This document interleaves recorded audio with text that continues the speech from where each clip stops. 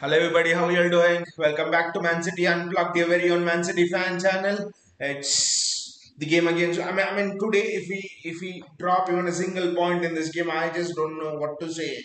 I mean, I've defended this team long enough, and I still believe this season is a rebuild season and all of that, but not this match. At home to Wolves, you just cannot be dropping points. And people are telling Haaland, Ford, and dropping them out is rest. I'm telling he's sending a message to the team. He's sending a message to the team that I am the boss. There's no one greater than the club. There's no one greater than the interests of the club. That's what Pep is telling here.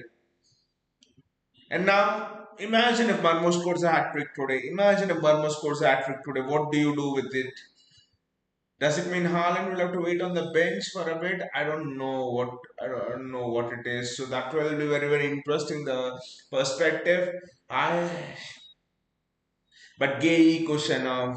I think we are looking at we are looking at a future centre back partnership for this club. One is 25, then the other one is 21. So both have got leadership qualities. I think we have the best back four. We have got the best back five, and the DM Rodri. Rodri is still recovering from the ACL injury and stuff, but his is not back to his best. But I think this is the best back four we can play. Even when Diaz is fit, I still think Kushano because he has the pace. Now you look at our centre backs; both have the pace. Both are really good. Both have the power. I mean, I think to defend wide spaces, I think this centre back partnership of Kushano and Gay is very very good. I actually like it. I actually like it. There are two ways to look at this. You could say that he is giving them a rest, Haaland, Foden, and Doku before the Galatasaray game, which means you could say they start the Galatasaray game. Maybe, but it could be a message as well that Pep wants to send out. Again, people are telling the title race is gone, the title race is just over and all. I mean, what if United get something from Arsenal tomorrow? If United get something from Arsenal tomorrow, then it's bang on. 7 points. We lost the derby, but Arsenal also drew. So it's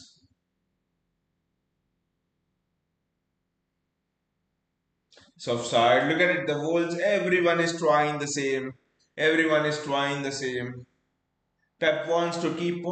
I just don't understand why he's back to that possession-based football style again. That is something that irritates me a lot. Margay there on the left-hand side is comfortable playing on either side.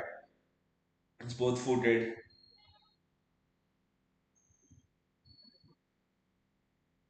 Nico O'Reilly, good to see Matthews Nunez back.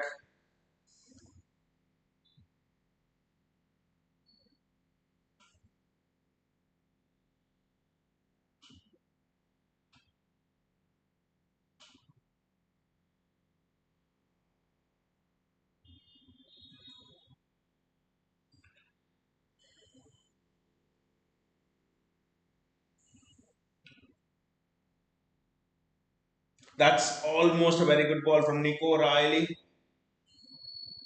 Good covering there from Kushana, Matthews Nunez, Bernardo Silva.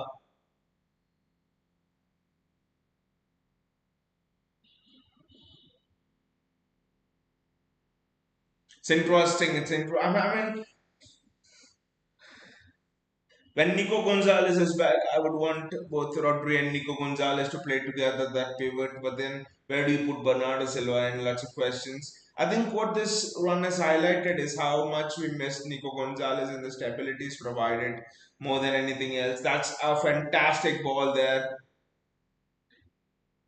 Matthews Nunez there. We missed Nunez within the derby as well. There's no doubt.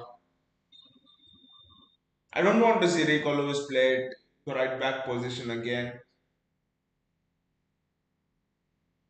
Nico Riley, early ball into the box, Ryan Sherky, and that's a free kick for Wolves, probably a foul by Ryan Sherky there. I don't know what it was. I mean, in the games where we played this position-based football, especially Bodo Glimt and United, which are the two games people are talking about, I just think that uh, the absence of Matthews Nunes is maybe what prompted Pep to play that possession style because maybe he thought Rico Lewis does not have the capacity. He has the pace definitely, but maybe does not have the capacity to go up and down, provide the width, put crosses in. He's not that style of a player. Maybe I think that was one of the reasons. The absence of Nunez might be the reason why we went back to the old style. Anyway, this match will tell us. This match will tell us a lot about it.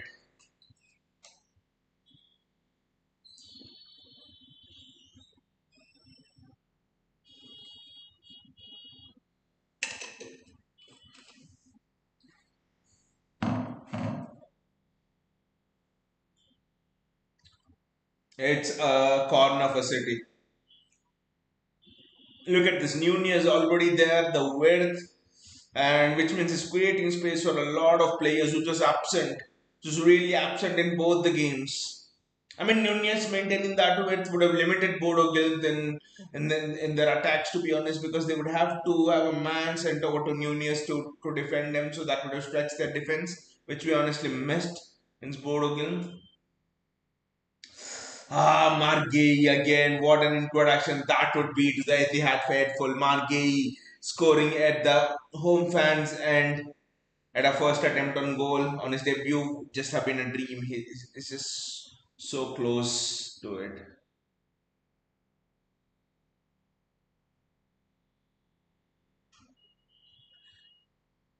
Countiny Azare, Countiny, how are you doing? Any idea why Haaland and Foden not starting? There are two theories going on.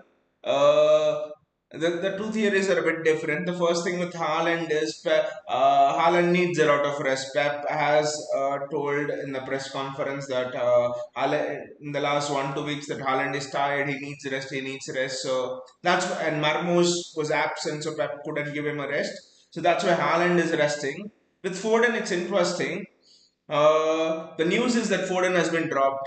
Foden has been dropped for his below par performances. That's what the inside sources, I mean, the journalists and people around City are saying. Foden is actually dropped for this match, so that is the thing. His performance have not been up to par. And with Jeremy Doku again, it's the same thing like Foden. He has not been at his best in the last 2 3 sort of games. So in the derby, he was not good at all. For example, so I think Bodo Glimt, I thought he was good, but we are playing against 10 men, so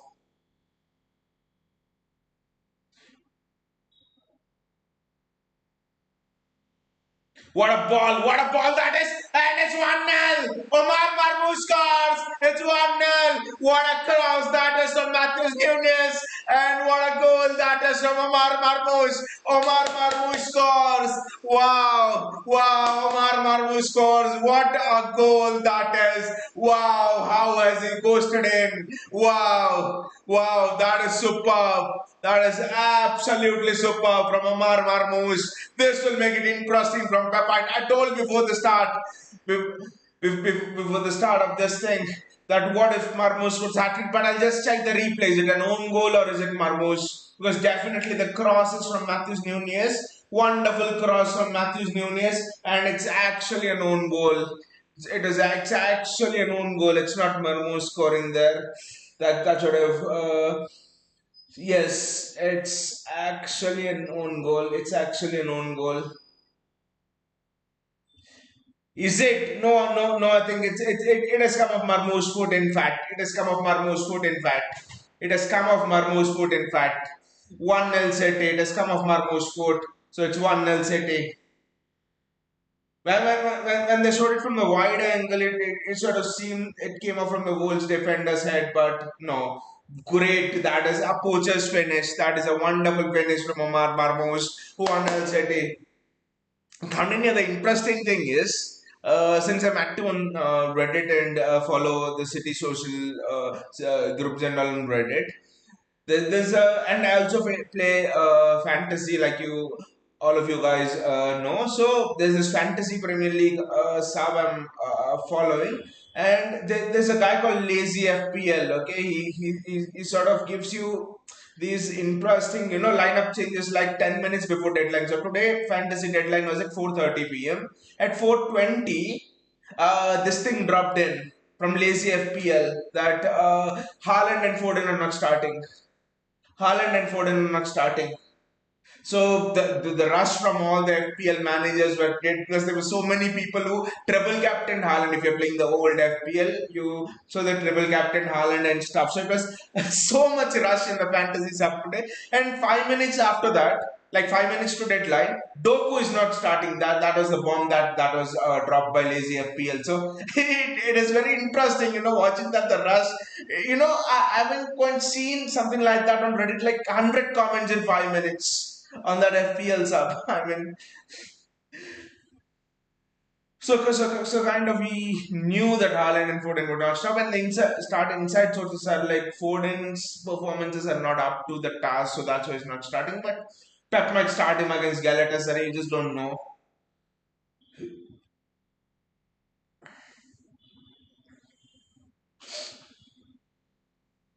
But what a ball, and that was from Nunez.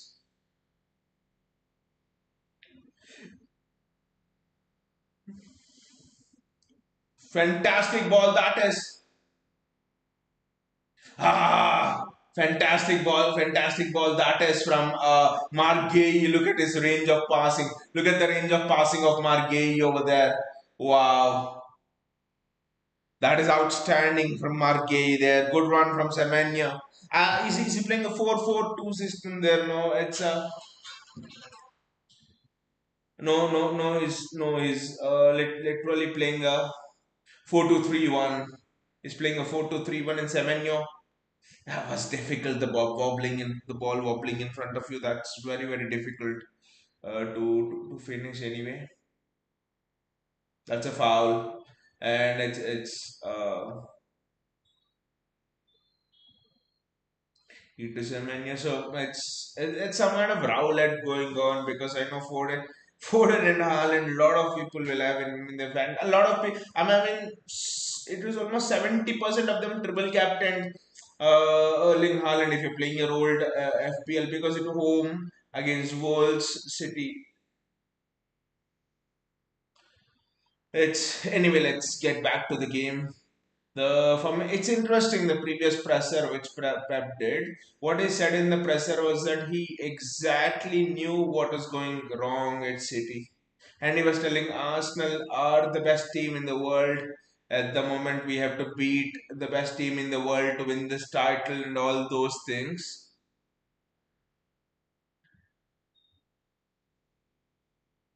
But if Pep is praising someone, Pep once said Matheus Nunes is the best midfielder in the world he has seen.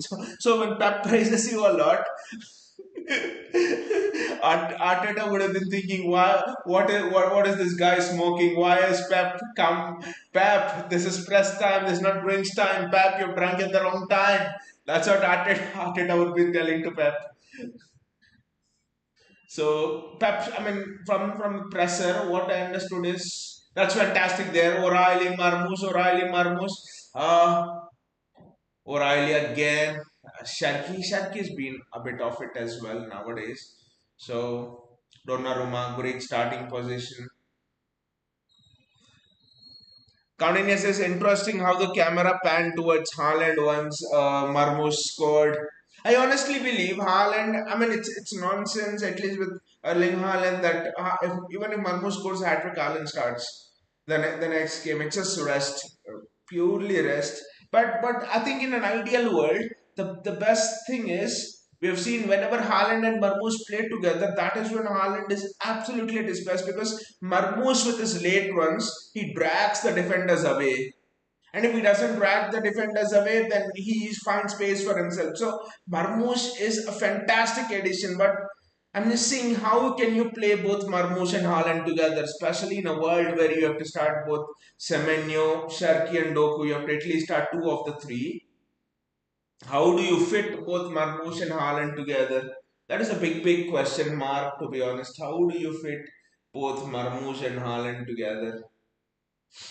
That's a big question mark. And if not today, Foden will come back to form. How do you fit Phil Foden in this fold? How do you fit Sherky in this fold? Reinders is scoring goals. He scored 3 goals in his last 5 appearances or something. So what do you do? Nico Gonzalez coming back. Nico Gonzalez has been exceptional. So has been Bernardo Silva. You can't drop Rodri. So, I mean, except for the fullback spots, I think Pep is having a struggle here. Semenyo, it almost seems that Marmos is cutting off the left and it's Semenyo who's playing the strike. Interesting.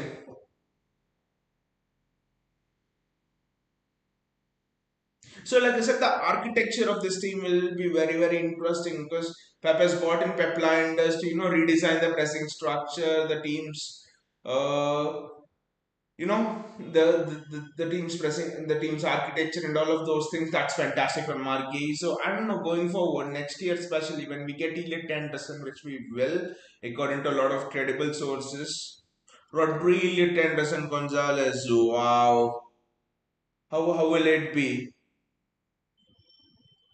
How will that shape up? I know Pepline does is doing it. So can we imagine a world where it is? I go back to the teams which Klopp and Pepline has created together, and for me, the best teams with whom we have had title races, the midfield was Wijnaldum, Fabinho, Anderson. So I think that's fantastic there. Ryan Sharkey, that is almost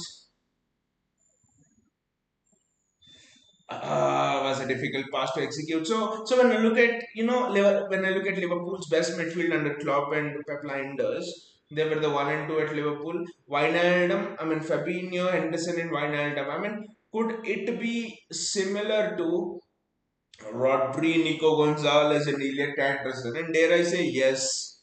Dare I say yes? Again, your Jordan Henderson clearly could be Rodri, your Fabinho could be Nico Gonzalez, and your Wijnaldum could be Elliot Anderson because we know how Elliot Anderson is good at going forward and is strong physically, exactly like Wijnaldum. So it's interesting. Are we moving that way? I don't know. And there's been talk of Victor Rees capable of playing in the midfield as well. So it's interesting. Bernardo Silva with the free kick. Margay pointing that he wants there.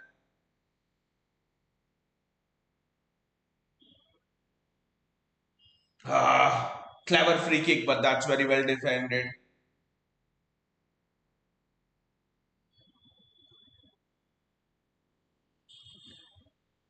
JSK here. Hey JSK, how are you doing? How doing, mate? How are you coping, JSK, with those 2 losses? Manchester United was fine. New manager bounced. That was criminal. We should not have lost to United. And then Bodo Glimt. Bodo Glimt.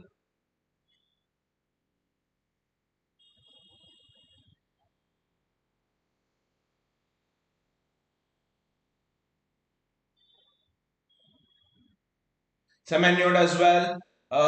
Ryan Sharkey to Nico Riley. Nico Riley, can you have a shot? That is fantastic there. Ryan Sharkey should have buried that. Ryan Sharkey should have scored there. Ryan Sharkey knows it. That was a chance. Ryan Sharkey knows it. That was a chance. It wasn't difficult for a player of Ryan Sharkey's quality. Wonderful from Nico Riley. Wonderful from Nico Riley. It's interesting, guys, that at the start of the season we have talked the right back and the left back are 2 spots which we are sort of a bit weak at. Yes, we got right now rain, but still, those were the two weakest spots at the start of the season, and clearly those are the 2 spots that have been the best for us this season. Nunez exceptional at right back, Nico Riley probably the best left back in the Premier League at this moment. So how our two full back positions have been the strength of this team? It's so interesting. Counting says on the point of selection headache you made, isn't it crazy that it's either everyone's fit and available or it's either everyone's injured like the current centre back situation? No middle ground. Well, Counting, like they say, when it rains, it pours. When it doesn't, you have a drought. When it doesn't, you have a pretty famine. It's either famine or feast. That's it for City. It's famine or feast. And suddenly next season you see you'll have Gay, you have Ruben Diaz, you'll have Josko Guardiol, you have Queseno, you have Victor Reese coming in, you have Max Elan. Okay, even if I exclude Max Elan since he's young, you literally will have five top class centre backs. And the midfield situation as well. Elite Anderson, Yuba, and three midfielders. But yeah, it's a Wolves free kick. JS Kazis, can we talk how we fucked up two matches in a row against two middle tier clubs? Brave of you, JSK, to call Bodo Gilmith, not to call Manchester United a middle tier club, that is who they are, but the way they're playing this season, and that is who they are. But brave of you to call Bodo Gilmith a middle tier club. I think Bodo Gilmith are not a middle tier club. They are. They might be in Norway, but in general in Europe, I think they come towards the lower tier clubs. Ryan Sherky, the pass was a little bit behind Omar Marmoush. He should have played it a bit in front of him because Marmoush was accelerating. JS says we should sell Ake and Stones. I mean, Gehi has come in, which means you're selling Stones for sure.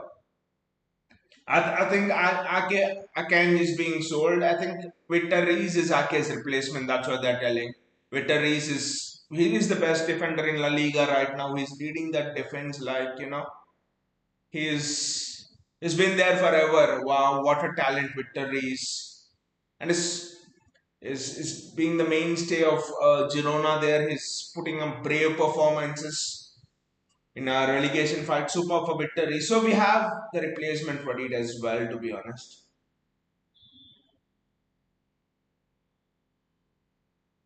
It's a throw in for City. But yeah, Jessica, this is where generally City by now should have been 3 points ahead of Arsenal because you see the run we went through in December. It put that pressure on. It put that pressure on. Uh, that pass from Sherky was honestly in the replay. It looks even worse. I don't know how we played it, especially when you're like that. You just have to, cross the ball across the box. That's it. For Marmos to tap it home. Yeah, but in general, the City which is the real deal. We go into January and we win the matches. You just imagine we win against Sunderland 99% out of the time. Look at what West Ham did. Yes, they didn't have Shaka today, but we win against Sunderland. We beat Brighton at home, especially when you're leading 1-0 up. And the chances Brighton gave away. You beat that Manchester United side when you're in the title race. And suddenly that is 6 more points. And look at how many points Arsenal have dropped. There's one more match in middle. I mean Chelsea, that depleted Chelsea team, you beat them as well. So that is 8 more points. That is 8 more points, which means you're at least 2 points ahead of Arsenal. That is how the title race should have turned, and with Arsenal yet to come to the Etihad, which means if you're 2 points ahead of them, they needed to attack. You can pick them off on the counter. The title was yours. In any other season, the title was theirs, was ours. In fact, the title was ours. Arsenal's last six matches away record is woeful. They have dropped matches in five of their last seven away games. That is Liverpool, Chelsea, Nottingham Forest. They barely scraped past Everton 1-0. So this is the general. Those were the matches where they would have dropped points. So any other season, the title would have been a goodbye for Arteta.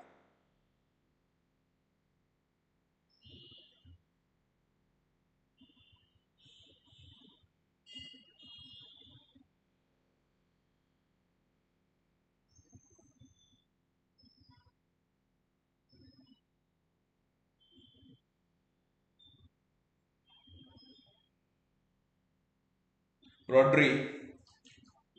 And Nico Gonzalez, I mean, if Nico Gonzalez would have stayed fit for a little bit more time, I think we would have won it. Injuries also, like Kandanya pointed out, it just pours. Injuries just came at the wrong moment for us.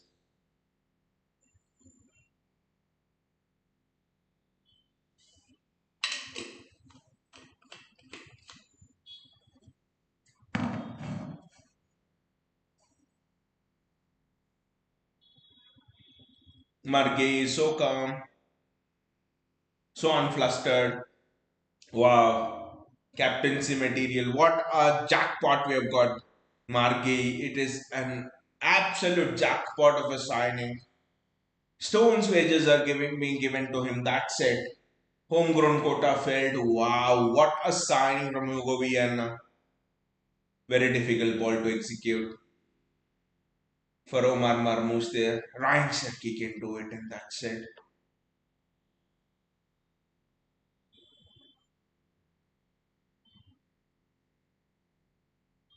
Look at Margay there again. Aggressive and winning. Oh, what a centre back, Margay. Wow.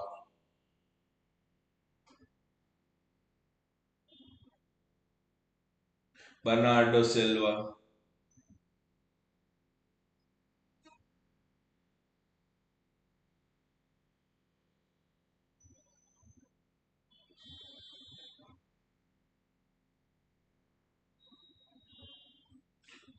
Great ball. It's just over Semenyo. It's just over Semenyo there. I mean, it's interesting with Will Foden.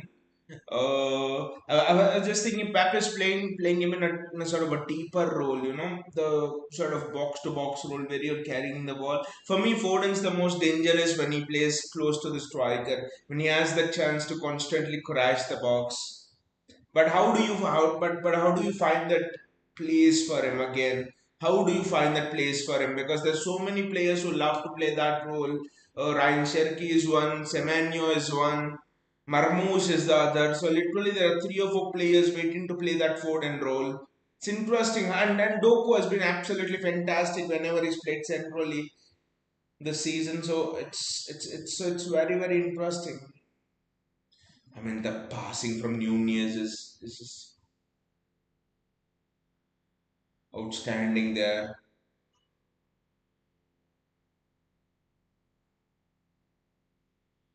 That's a free kick for City. Foul on Ryan Cherky.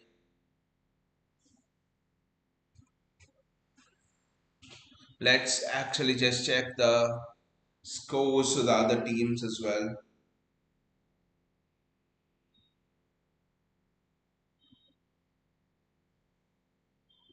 What's happening in Brighton? I mean, Burnley, Spurs, and Fulham, Brighton. It's all nil nil.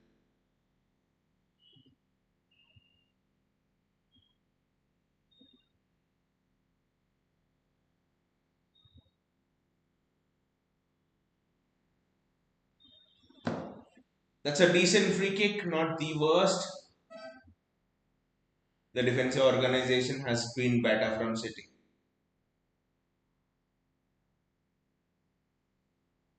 Nico O'Reilly, back to Ryan Cherky. Sorry, Marmoush to O'Reilly again.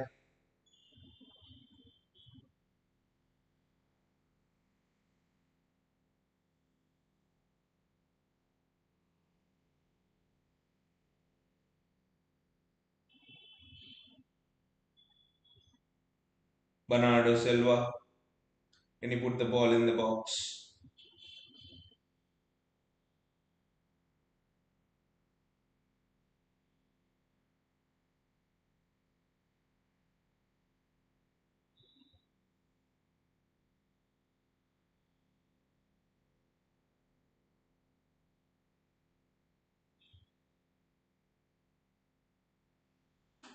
O'Reilly, Ryan Cherky. I know we're playing possession here, we're keeping the ball here, but it's more aggressive and we lose the ball. The rest defense is so well organized. You almost have the world's players tied up in a box. So this is good against Bodogan. There was nothing like that. Looked so vulnerable whenever we lost the ball. So the organization has been outstanding today. And then Semenyo does very well in those tight spaces.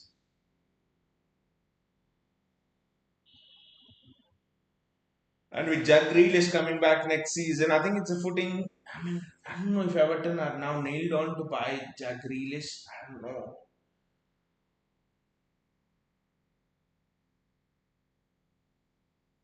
That's very well defended by Nunez. That's what the rest defense looks so good today compared to the other two games against United and against Bodo Glimt.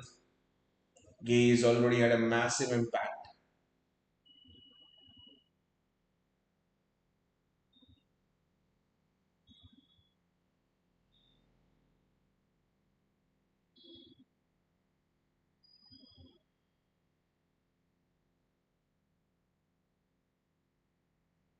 It's a Wolves throw in.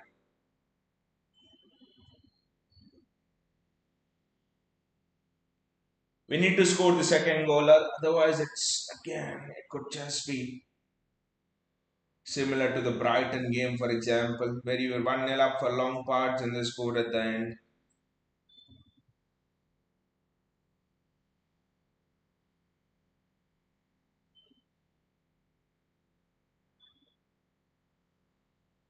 Ah, close. Good diagonal there to find Marmoush. Interesting, Marmoush is not playing as a sole striker.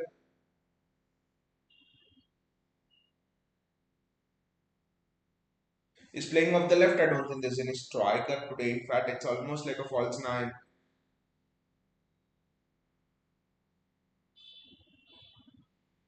It's almost like a false nine because both Semenyo and Marmoush are rotating in and out of the striker position from the left and right. It's interesting. It's almost like you're 4-4-2 wide, though it's a 4-4 to false nine right now.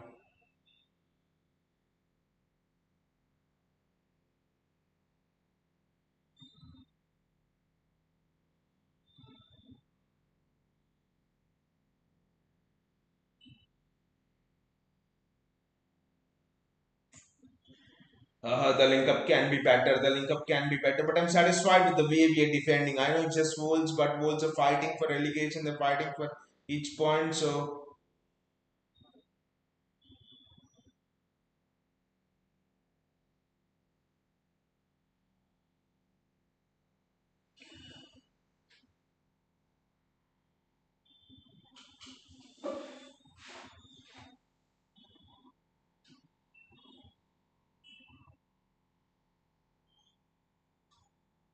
and at 1-0 up, anything can happen. At 1-0 up, any bloody thing can happen.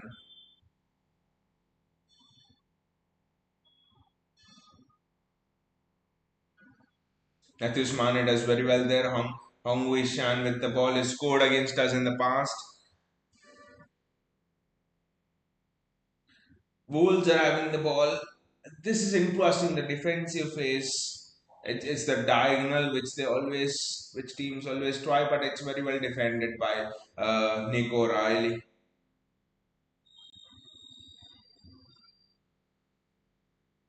Defensively, we look so assured.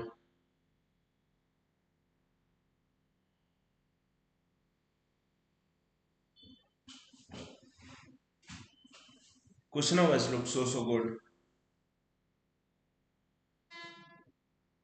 I don't know what Donnarumma was trying to do there.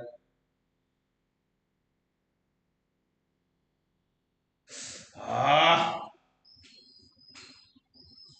I mean, there were questions about Donnarumma as well against Bodo Glimt because against Bodo Glimt, when you look at the aligned goals, especially the mistake which the first two goals, the third goal was banger from outside the box, but the first two goals, if you had a goalkeeper with a much further starting position, Wolves with a chance here, Wolves with a chance.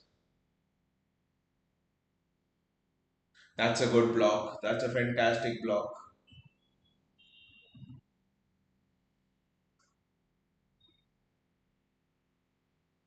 It went outside and it's a goal kick.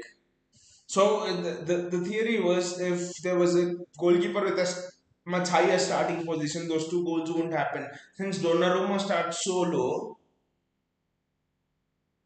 especially in that match against Bodo Glimt, he was a bit more low. So I just don't know why he was starting position was a bit more deeper than normal. So that actually played a part as well.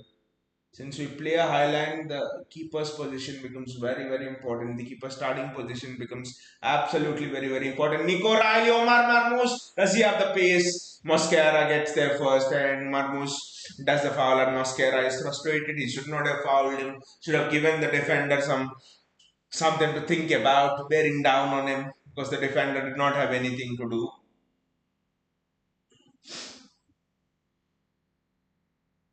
Look at Erling Haaland with a wry smile there.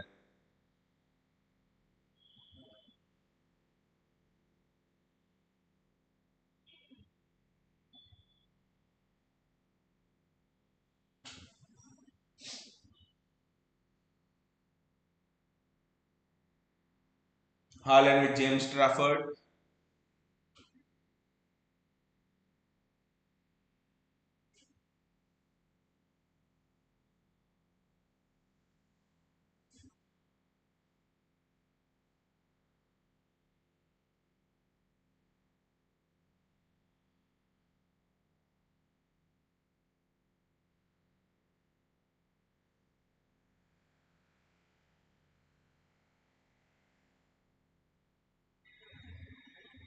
A good defensive header, Reinders.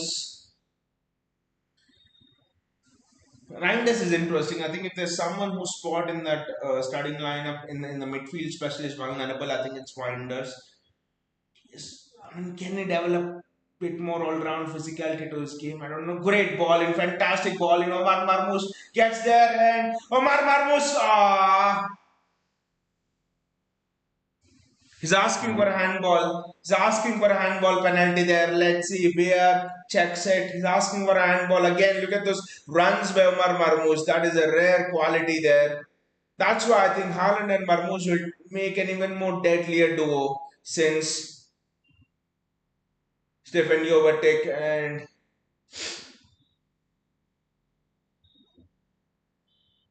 Sergio Aguero.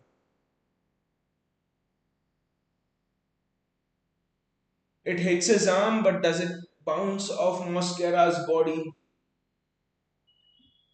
It hits his arm for sure, but I don't know.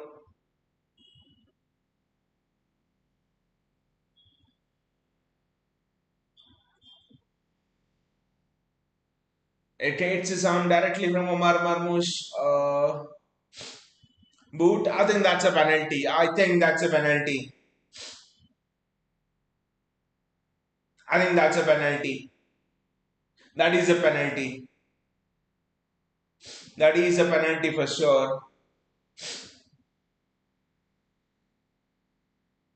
That is a penalty for sure. Gautam is here. Hey there, citizens. Hey Gautam, long time no see, mate. How are you doing? Long time no see, mate. How are you? How are you, buddy, Gautam?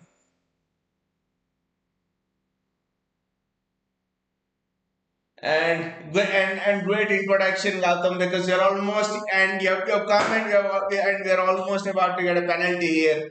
Yes, it's going to the screen and Gautam, it's been long. Exactly, it's been long. We missed you. We missed you on this channel, Gautam. We missed you on this channel, especially the derby, especially after the derby defeat, where when we were, where we were so down, the derby defeat and yeah, last couple of games we missed you, to be honest.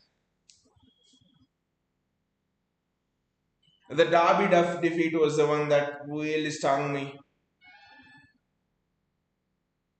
It's actually a penalty, but I think it's actually a penalty. And Marmos takes it. Marmos takes it. Or is it Semenyo who takes it? Gautam just blissful as always. Penalty. Avengers superpowers. Blissful entrance. I know, Gautam, why you have been away for long. You have developed your penalty superpower. I know. Just like the power had a superpower for Guardiola, you have developed an additional power, the penalty superpower. The referee is bloody looking at it so many times. The only thing that can JS is Fagno, let Sharky take it.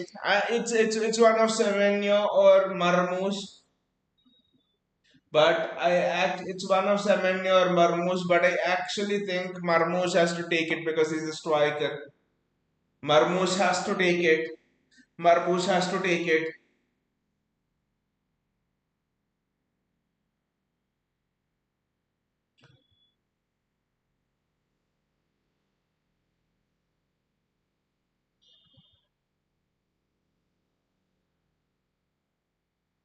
Who's taking it?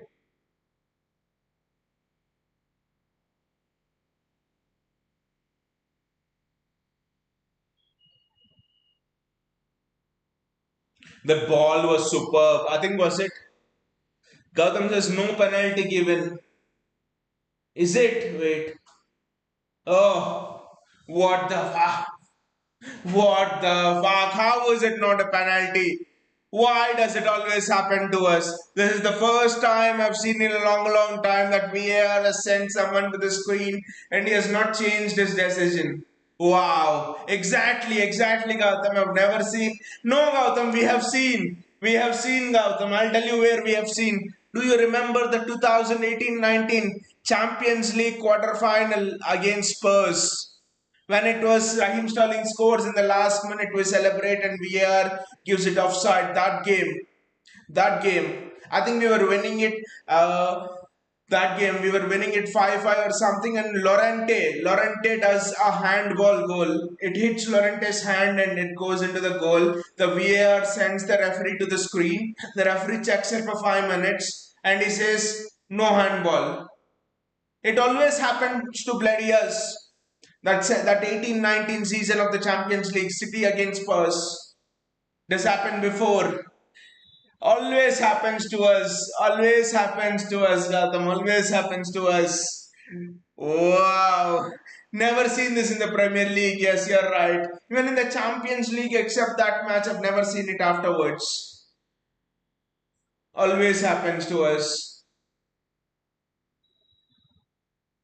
Why has he not given a penalty? I just don't know. But we need to score the second. The way this game is going, I just think we need to score that second. This is a last hope of hope of the title match or something like that, which we can actually call because I just think United might just get something of Arsenal tomorrow. So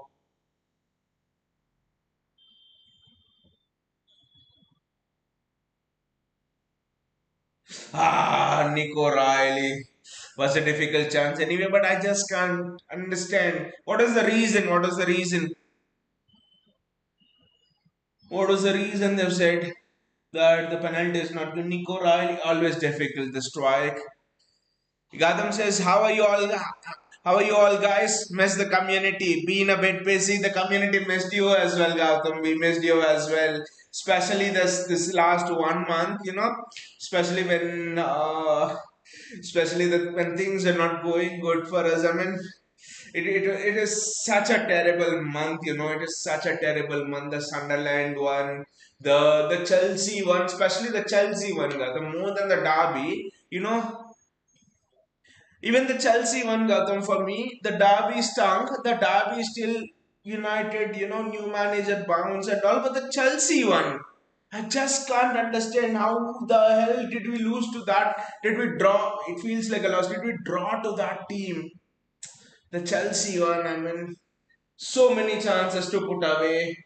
The Bodo Glimt one strong the most. The Bodo Glimt one strong the most. Even when we went down to 10 men, I was just hoping somehow we come back, we come back, we come back. There was no way that we are gonna lose against Bodo Glimt. The Brighton one, the Brighton goalkeeper Yasin Ayari in the Brighton game, he himself gave the ball away 4 times and Haaland could not hit the target. What has happened to Haaland's form, Gautam? What the hell has happened to Haaland's form? Gautam says, yes, the draws were more hurtful than the recent losses. I mean, you win against Brighton, you win against Chelsea, you win against Sunderland, which you should have. Which means Those are 6 points extra. And then you lose against United like you've lost, which means you're 1 point behind Arsenal. That's it. The Derby loss would not have hurt if we could have won those three winnable games. Chelsea was the most winnable of winnable fixtures. Brighton at home, you're 1-0 up. Should have buried it. And Brighton are trying to gift you goals and you don't take it.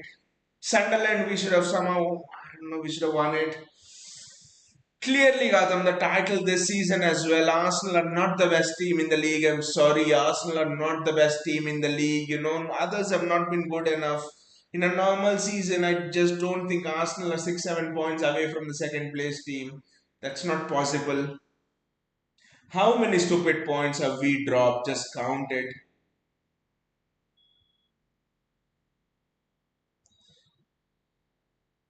Gautam says the referee said it was the natural. how how can the referee determine how can the referee determine it's the natural position? That's so subjective, that call. It's absolutely subjective. It's absolutely subjective, and I thought the hand was also going towards the ball. Rodri with a misplaced pass. I mean, then there could be many arguments that my natural position is this, his natural position is something else when running. I mean, it's just Pandora's box.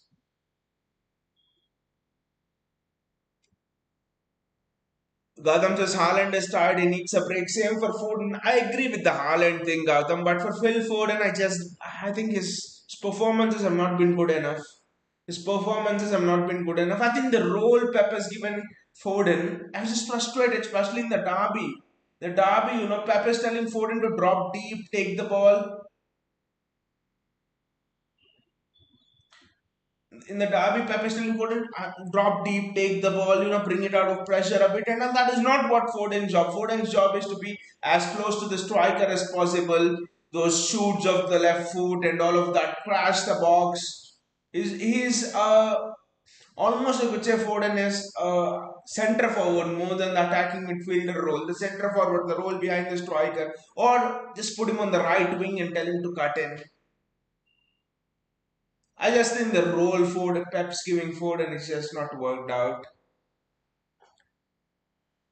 Gautam says it's Marmou's time to shine. Marmous needs to score in away matches. Gautam, I think the combination of, do you remember last season? I think when Marmoush came in, I think January ending, and there was a game against Newcastle City where we destroyed Newcastle. It was at our home, but we destroyed Newcastle 5-0, 5-1, something like that. Both Marmoush and Haaland played together, and Marmoush was outstanding. I don't know why Pep doesn't start both of them, because Marmoush makes those runs. Even on the left side, he can just start like today, make those runs, and Haaland can drag defenders away. It's a no-brainer. I want Marmoush to score a hat trick today. In fact, how did you react to the Gay signing, Gautam? What did you think of the Gay signing? Because that was unexpected. That just came out of the blue. That Gay signing came out of the blue. And by the way, he's two-footed. Margay. So that's another plus he can play on either side, left and right. Ryan Sharkey, this is very good. Bernardo Silva, Anton Semenyo scores. Anton Semenyo scores. It's 2-0 City. Wow, great goal from Anton Semenyo. Wow, that build up was absolutely outstanding. Fantastic. That is fantastic from Anton Semenyo. Wonderful. Was the final pass of Bernardo Silva? Was the final pass from Bernardo Silva? Let's see. But the build up from Rodri to Sharkey to Bernardo Silva, that is superb. And that strike from Semenyo is outstanding. The strike from Semenyo is outstanding. Wonderful there. Wow. This is the ruthlessness we want from our strikers, from our attacking players. Wow, this is what Semenyo brings you. I probably think you play Marmos, Haaland, Semenyo. That's what it could be. Could be Foden or Sherky, Bernardo Silva, Rodri, or Nico Gonzalez. Great goal there from Semenyo. That's how you finish. Exactly, Gotham. That's how you finish. What great finishing from my boy, Semenyo. Wow.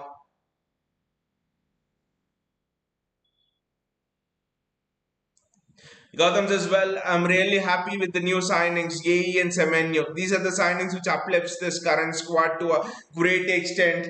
The Semenyo signing was bloody fantastic. I thought nothing can top it, but because apparently, except Arsenal, we defeated all of the clubs in getting him. But the Gay signing tops it off. The Gay signing for me, it's the best signing of this entire season. I mean, the summer and this thing combined. Words, Isak, nothing can come close. Nothing can come close to it. You get a 25-year-old centre back, England captain. I mean, future England captain for 20 million pounds, homegrown player, 20 million pounds, the best centre back in the league at this moment.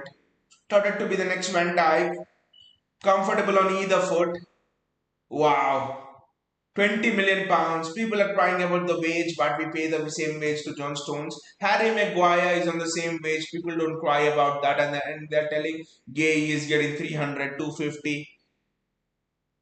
Superb. I mean, superb half. Marmoush and Samanyo. The finish from Marmoush for me was more difficult. Coasting in behind the defender, almost finished off with his toe. That is actually wonderful from Omar Marmoush. What a signing! What a signing, and what a goal from Omar Marmoush, and Semenyo's finish was outstanding.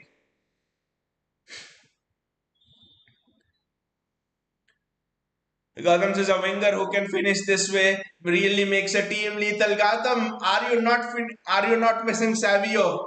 Imagine Savio in that position. Imagine Savio in that position. He would have never finished that. Imagine Savio in that position. I know, Gautam, you're missing Savio. You're missing Savio a lot. He'll come back. He'll come back to give us nightmares.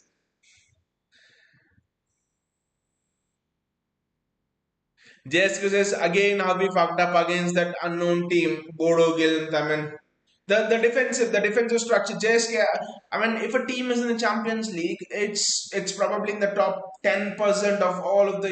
It's probably in the top 10, 5, 10% of the entire European teams combined across all of the major leagues and countries, right?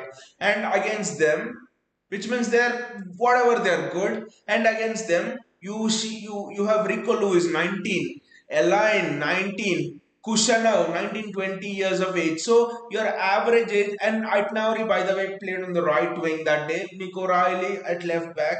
Nico Riley is a regular, right? Apart from Nico, I mean, clearly the average age of your defense was 19 years. And except Nico Riley, this is Nico Riley's first season as well in the Champions League. And the other three, Rico Lewis, right back, Elaine, Kusano. So the average age of your back line was 19 years.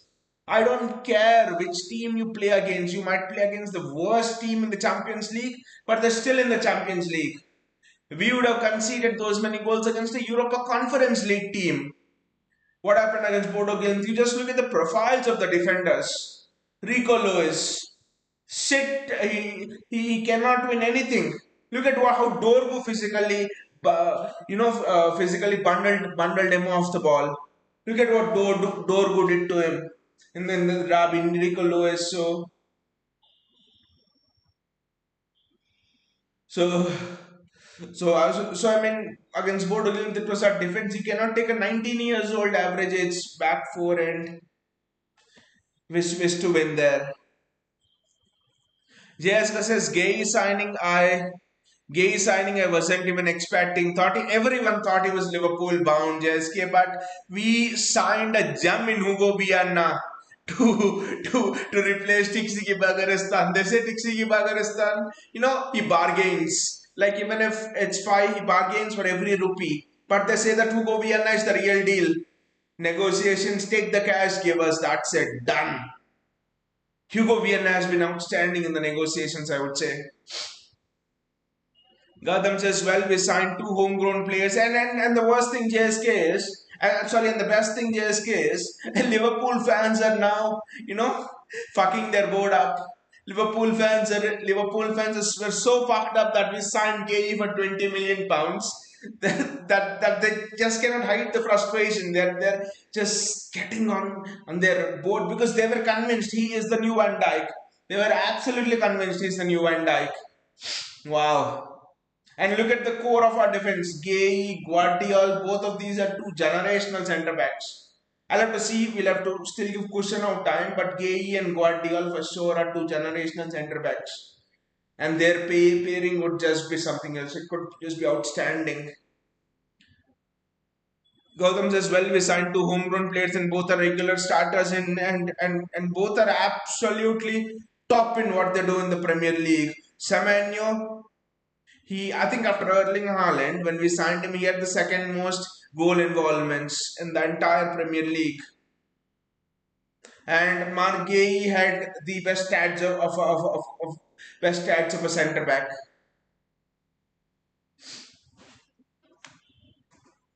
Tottenham and Burnley. Let's see. I have Dominic Solanke in my fantasy team. So let's see. Did he actually score or not? Because they're telling 1-1 is what is Burnley and Spurs. So let us see.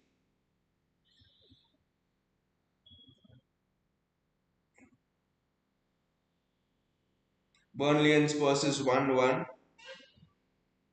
And Van de Ven scores for Spurs as usual. I think it's worse to keep Spurs attackers in the team. Always the defenders score.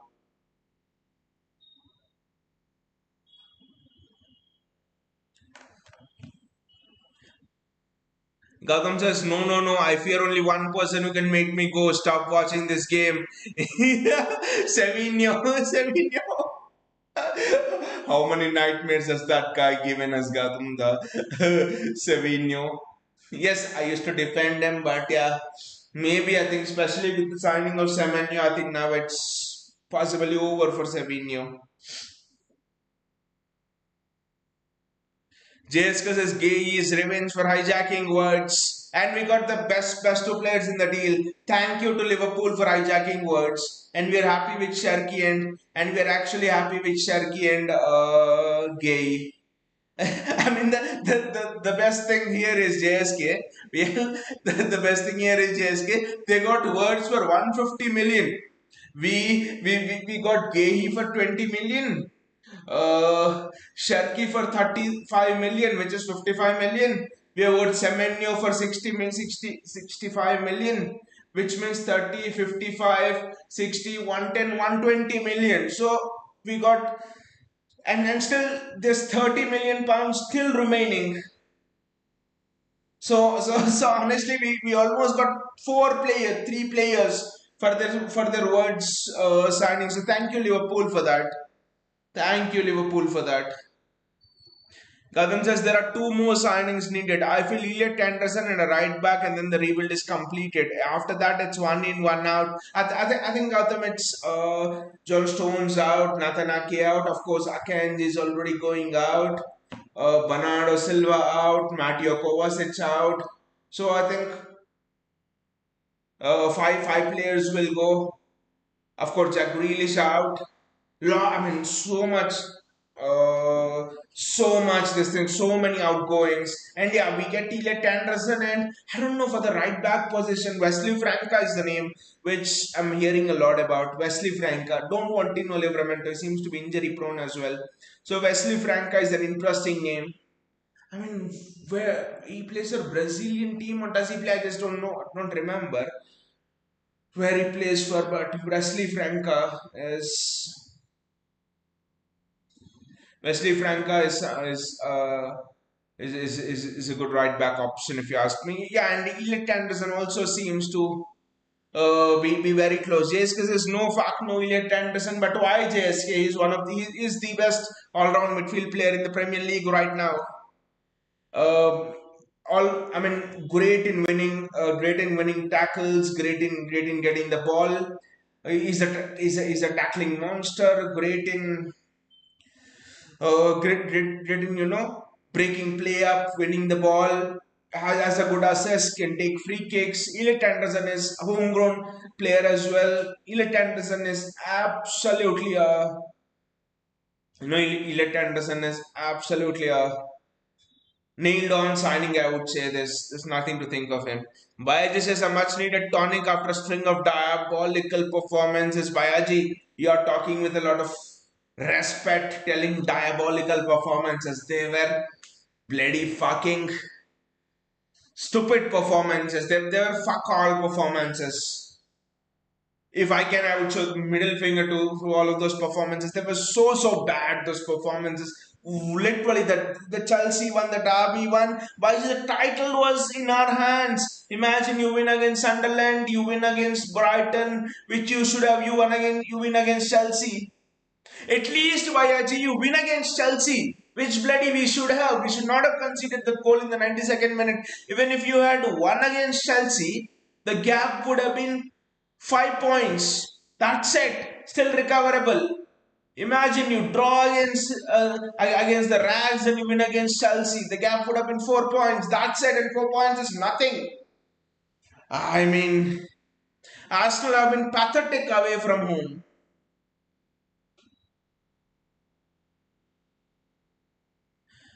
Gautam says once upon a time we had peak Sterling at one wing and Sane at the other. Also Mahrez. Imagine the opponent's condition, and then from this we went to Grealish and Savio. What a downfall! The Grealish signing was for me, the Grealish signing was a byproduct of Pep's obsession with control. That when we signed Grealish in those years, I think the early, I mean, it was 2021, 2020. I mean that those sort of years, rather than 21 release came, Pep absolutely wanted to control everything. There were games, if you remember, where Pep played Grealish on the left and Bernardo on the right, and we slept. We did so many streams where Pep used to play Grealish on the left, Bernardo on the right, and it would be absolutely one of the most boring games. So I think those were the times Pep literally looked to control absolutely everything. I think that Grealish was never your typical Sunny Sterling sort of a winger, but yeah, you're right. The Savio one again for me was an experiment. A 19-year-old, 20-year-old, you got him for nothing. So probably I think the club thought it was. But right now again I'm happy. You have Semenyo and you have Doku. So I'm very happy with the way the wing is. The wingers are right now. Gautam says Guevaro Reed. Guevaro, is it the is he the right back? Is he the right back of a Dutch team? Is he the right back of a Dutch team? I think I remember coming across one of someone mentioning it in the news. Could be Manchester Evening News about Guevaro Reed. He might be a Dutch right back. Kadam says elite is elite. Look how he dominated Arsenal's midfield. He himself dominated United. I mean, anyone can, but single-handedly dominating another team's midfield is not a joke. And Elliot Anderson did. The guy takes free kicks as well. Elliot Anderson. So absolutely a no-go. Elliot Anderson. Gautam says I rarely glaze mid and ordinary players. I know, Gautam. I know. You only suggest them if they're world class. YG says yes, elite is elite, a no-brainer signing unless he goes Calvin Way out of nowhere. That's the only worry YG, because Calvin Phillips honestly was elite, right? He was the best. He was not the best, but top three CDMs, at least the best CDM outside the traditional top six. And also Calvin Phillips was the CDM in an England team that went to the Euro finals and honestly should have won that finals. So yeah, and he played under Barcelona, Bielsa, Pepsi's as a as guru sort of this thing. So Calvin Phillips will always be the worry, but for every Calvin Phillips, we need to remember there's a Rodri, there's a Nico Gonzalez. Because Rodri and Nico Gonzalez were not the best CDMs when we what them. I just think you need to have a certain level of technical skills, and you also need to have that urge to learn. I think that's what when we because when we bought Rodri, he was just another player in the Spanish league. That's it. He was not the elite CDM, the Ballon d'Or winning CDM. When we bought Nico Gonzalez, in fact, Barcelona rejected him. They were sort of he was playing in a Portuguese league. So he and look at how he's been dominating the midfields, Nico Gonzalez, and are dropping points. I put it down to Nico Gonzalez not being injured. That's how good he's been. JSK is overpriced, has fucking overhyped too, but JSK, Adam Wharton is gonna go for £100 million. Carlos Baleba is being said at least £100 million. Zubimendi, Zubimendi was close to £80 million. Declan Rice was £100 million. So, and it seems you will be getting Elliot Anderson for somewhere around 70 75 million pounds. So it's a no-brainer. You're getting him cheap. JSK says in why we need another CDM replacement for Bernardo Silva. JSK replacement for Bernardo Silva. And by the way, Elliot Anderson is not exactly a CDM. He's a box-to-box player. He's an absolute engine. He's a machine. He's the perfect replacement for Bernardo Silva. There are only three players in the world like that: Freddie Valverde, Bernardo Silva, and Elliot Anderson. That's what he is.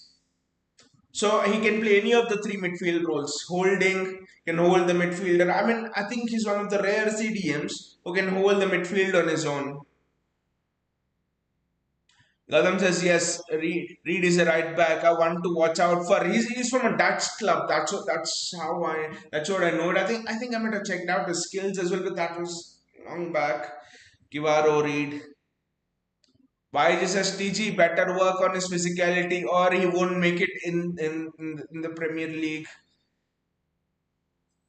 I think you need to have one of the two Bayaji, because on David's it's interesting because when Mancini suggested David Silva to City, everyone in the transfer team opposed it because they said David Silva did not have the physicality to make it in the Premier League.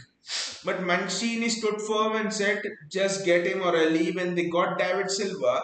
And there was, I think it was Stuart Peace, I don't know, or someone else from inside the club who gives an interview many years afterwards, I think recently. And what he says is, everyone was surprised by how David Silva was almost 5 10 seconds ahead of the game in his mind, that the physicality didn't matter. By the time, if you were man marking him, by the time the ball came to him, he already knew where to place it and drift away from you. The physicality, I mean, physicality matters when you have to engage in the tackle. You just could not engage with David Silva. I think what Tijani Ryan does, you either have to develop the physicality or you have to be faster in the mind.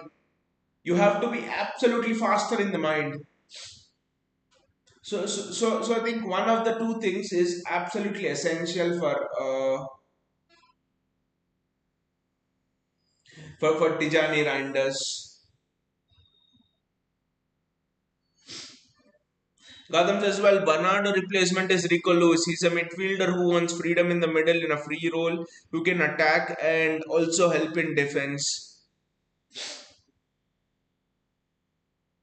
I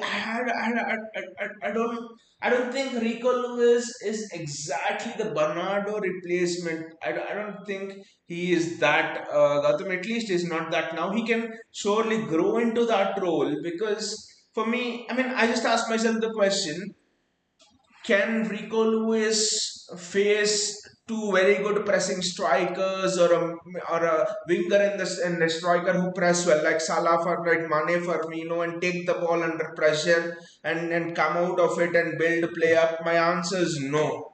Rico Lewis for me is best position is Cam. I think central attacking midfield. He's fantastic in those pockets. I think a lot of the off the ball work that Bernardo Silva does is so much underrated. It's so much underrated, I think, generally, that that I think when it often goes unnoticed actually. So he's the tempo setter. He's the everything. When your CDM is struggling to pick the ball off your keeper, Bernardo goes in and all of that. So I think when you're finding a replacement, you need to see his on the ball work and his off the ball work are both. They're both at that level. They're both at that 95-100%. I think Elect Anderson is much more suited to that. He can progress the ball. He can do the dirty work. With Rico Lewis, I'm not sure if he can do the dirty work. JS Kazis, fine Node he plays for, yes. Thank you for reminding me. Fine Node he plays for, yeah. And I think he's young as well. He's not that old. I think he's 20, 21 types. Gautam says Palacios is also an option as a backup. If you want to save money for other position, yes, JSK, Gautam, yes, JSK, yes, he plays for fine Node. What about Denzel Dumfries, guys? What about Denzel Dumfries? Denzel Dumfries could be very, his crossing is superb. Defensively, he might be okay. I think he could develop more into an elite right back like Nunez has done. I think Denzel Dumfries would be available on a bit of a cheap as well. Age is, I think, 28, 29. Is it Denzel Dumfries? So Dumfries is a very interesting option. Gautam says Palacios is, yes, definitely. Palacios is also another option. Gautam says Rico Lewis is forced to be a right back, which is not definitely agree 100%. That's what I say when the Bodo Glimt lost. But then look at the back four, 19 years average age. Rico Lewis is not. The United Derby match as well. Rico Lewis, they targeted Rico Lewis specifically. JS Kazis, who's the right back for Arsenal? Timber, Urian Timber. Probably sometimes Ben White, but it's mostly Uri and Timber. Samanios just holding the width and playing absolutely brilliantly. Gautam just we have got a right back backup as Nunez. We just need a regular starter now. Uh, I'm good. We didn't get Tino Livramento because he seems to be injury prone. I don't know his long term injury history or record. I'll have to check that. But this season he's had a lot of injuries, Tino Livramento. So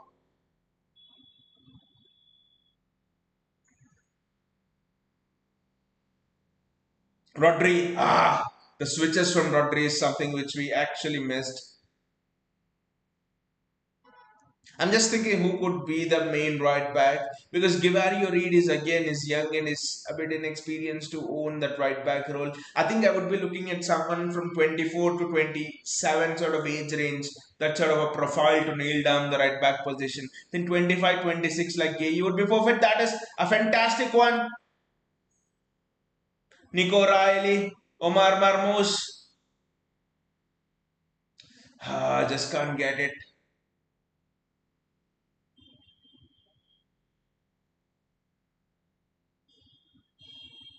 Gautam says, yes, exactly, Timber. JSK says, old as F, not age fit for PL. Look at Denzel Dumfries, right? Gautam says, well, I heard Trent will be available next year. Any takers? Guys finished. If there are literally no takers, and I don't know, people are telling he might go to Liverpool, but I don't think he goes to Liverpool to be honest, because of what the fans did to him when he came there to play against them for Real Madrid. So if he doesn't go to Liverpool, he Arsenal cannot afford him and his wages, and he doesn't fit in Arteta's team as well. He cannot go to United. Why will he go to United? So I don't think I don't think he goes to Chelsea because Chelsea have raised games. Goes to Chelsea would not want Trent again. We could go for him to be honest. We could go for him to be honest. That would be interesting. I think if we have a chance, we should go for him. Defensively is not good. I don't want to see that. We can actually go for him. I think if Trent is really available. Exactly, Gautam. I'll also take him. Just imagine the guy just put in crosses in.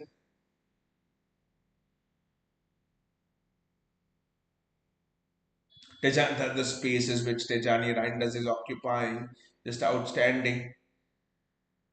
Nico Riley just looks so composed.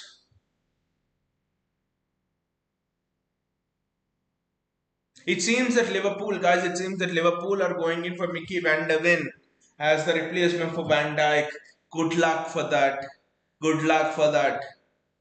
I'm telling good luck for that because for a guy who has so much space, sorry, whom so much pace, the hamstrings are always whisker away from just going off. So good luck to Liverpool for that. Gay was the replacement for Van Dijk. Now let them cope. They're not able to cope. We got we. I mean, the two signings are interesting. That Hugo Viana has laid down a marker. I am the boss of the bosses in terms of the transfer strategy. I am the godfather of the transfer business. That's what is already shown. Hugo Viana, Semenyo, and every top six club except Arsenal were in for him. And Gay is stealing him under the noses of Real Madrid, Bayern Munich, Barcelona, everybody, Liverpool, everybody, Chelsea, everybody were in for him.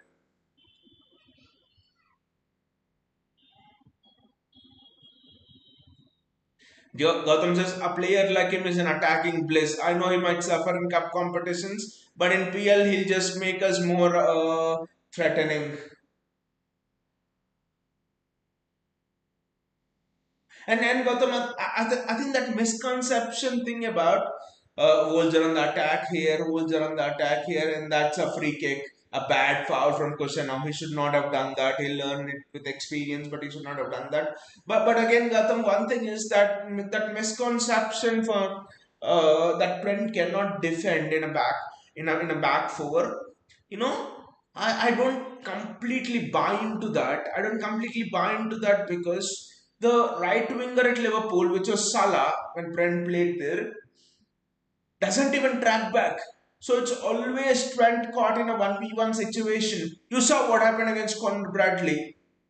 Doku Conor Bradley. What happened to Conor Bradley? Conor Bradley was just out muscled. If Doku came back, if Salah came back and helped him, so I think if a right winger, who will obviously a right winger could be Semenyo, could be anyone else, they will track back. Otherwise, Pep will not allow it. So Trent will have more defensive protection at City, and then he can show his attacking prowess as well. So it's a no-brainer signing for me. Good free kick. Good free kick. Was it Andre or was it Gomez? The free kick was good actually. Free kick was very good, but I think if it tapped Donnarumma was always getting onto it. JSK says, wait, why will he leave Liverpool after, sorry, Real Madrid after one season? Gautam says he's not leaving, he's being kicked out by Perez. That's what Madrid channels are posting out. And it seems that the Madrid manager also, just to add to what Gautam said, it seems JSK that the Madrid manager Arbiola, he does not want Trent. Trent doesn't fit into his system. And also, I think you look at the reasoning behind why Trent was bought. It's very, very interesting. The reasoning was Jabi Alonso will play back five, which just means that you amplify the abilities of Trent. When you put Trent in a back five as a wing back, you just give him superpowers. You just give him nitro boost because he does not have to worry about defensive responsibilities because he's in a back five. He can attack more. He can go into the midfield. He can the entire right wing is his. He can do whatever the fuck he wants on that right wing. So those were the thoughts of Madrid when they bought in Trent. But now suddenly, if it's a great defensive awareness from Bernardo Silva, City might have a chance to counter here. Wolves are getting on the attack, guys. Remember leads from 2-0 to 2-2 in a jiffy. So we need to be extremely careful. Anything can happen. So I think at Madrid, Trent will not fit in a back four. So Trent is gonna leave Madrid. Madrid ain't gonna make him sit on the bench and give him golf lessons. It's not Gareth Bale. So Justin Trent is definitely available next summer. Gautam says yes, is being kicked out. Yeah, we have done that comment and it's a corner for us to defend and it's another corner for Wolves. Donnarumma does well. And what about Victor Rees, guys? Are you actually noticing the development of Victor Rees? Because Victor Rees was fantastic. Victor Rees is fantastic. Is doing fantastically well. Liga, it's another corner.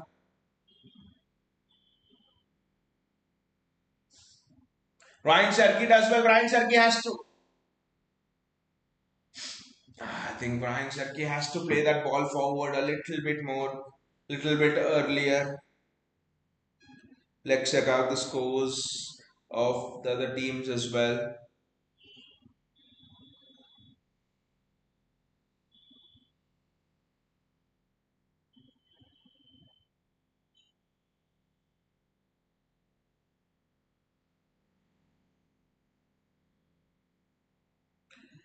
Margay just seems like he's playing in City forever.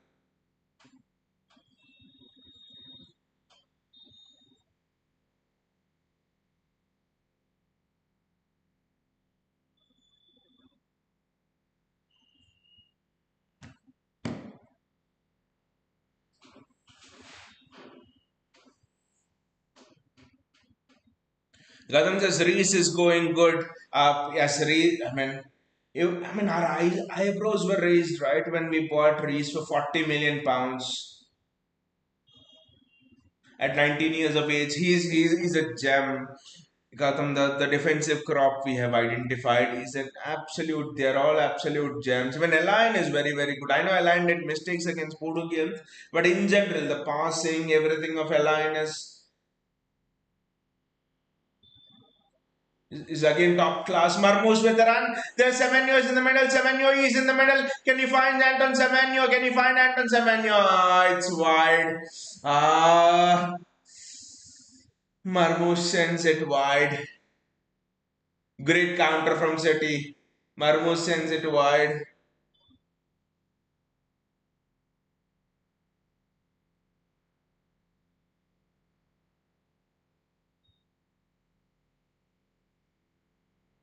And it's a throw in for City.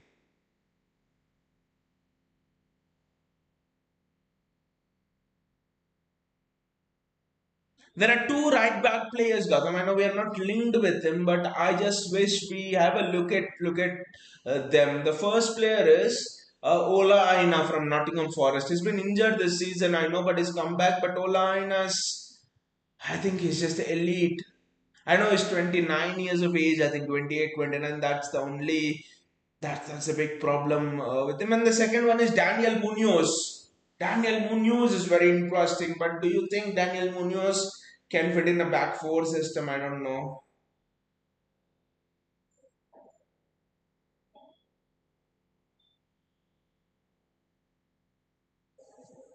I don't think they'll give a penalty for that.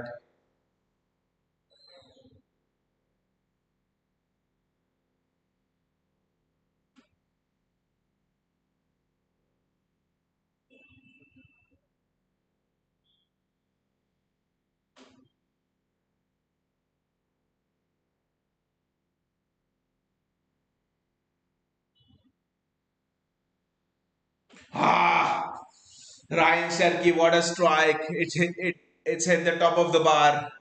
What a strike, Ryan Sherky. Phil Foden's coming in. Phil Foden's coming in. Phil Foden's coming in. He's not been rested. He's dropped, and now this is the time for Phil Foden to show what he can do.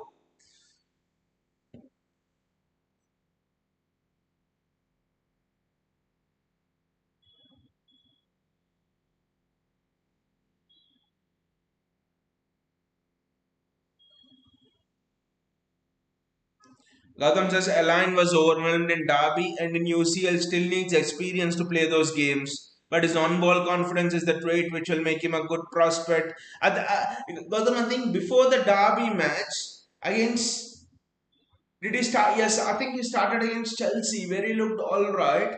And again, yes, Brighton was his first match. He was very, very good in that Brighton game. And then against Chelsea also, he was he was good. He was in that Chelsea game.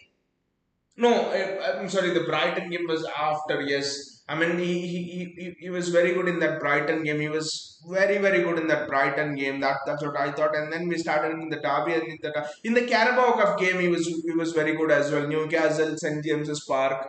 He was good in the Carabao Cup game as well. His range of passing, his comfortable of both feet is definitely for me. He's the ideal John Stones replacement. Maybe not now. Maybe 5 6 years down the line. might need one or two more lone moves, but the confidence of the guy on the ball is just outstanding.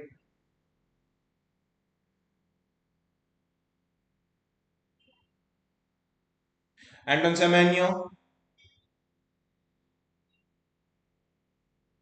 that's a corner for City. And also in the Derby game, you look at, I mean, you look at the back line you put him into in the Derby game. Rico Lewis, Kushanov, that didn't help him either.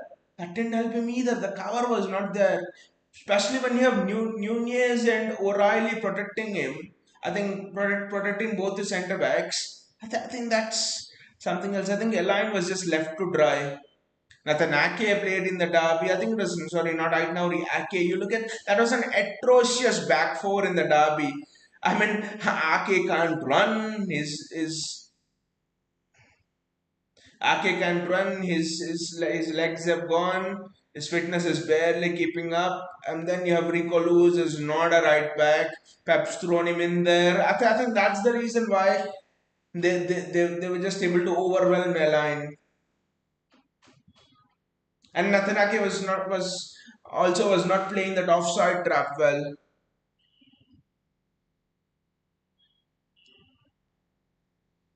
Didn't you say we didn't need Gay or Semenyo? When did I say that we didn't need Gay or Semenyo? Come on. I never said we didn't need Gay or Semenyo. And I never said, bro, that we didn't need Gay or Semenyo. In fact, in fact we were actually discussing that we that it would be good. I mean, November, December, sort of those times when before even the links came, we were actually discussing it would be good if we were in for Gay. It would be very good because AK is gone, Akan just gone. We wanted Gay. I mean, though there were no concrete links then, but yeah, wanted Gay and Semenyo was always and I mean we were always discussing between Rodrigo and Semenyo. We were okay with one. Yes, Savio was there, but Rodrigo and Semenyo, that's what we were discussing. Never said that we didn't need Gay. Come on. How has Marmos played today? I've heard he's been on it. To be fair, he's been on fire, mate. He's been on fire. He should have actually got a penalty, which I don't know what the VAR guys do. They said it's the natural movement of the arm and all that crap bullshit. But yeah, we should have got a penalty. He should have got a penalty and he should have taken it as well. And his first goal was fire. Marmos has been superb, making those runs. His off the ball runs are outstanding. The off the ball runs of Marmos have been superb. Marmos is very good. I'll just have a close look at Foden as well in this game. Let's see what Foden can do. That's a foul and it's a throw in for Wolves.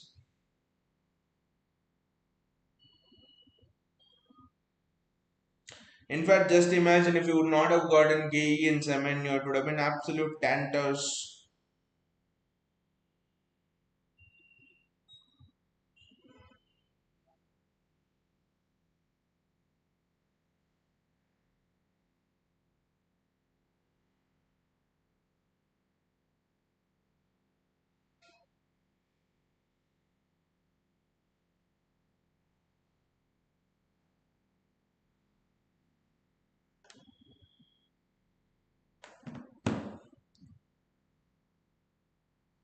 It's a free kick from Wolves, and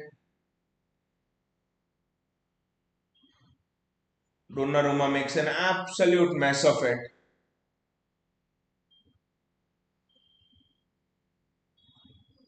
I think he's offside.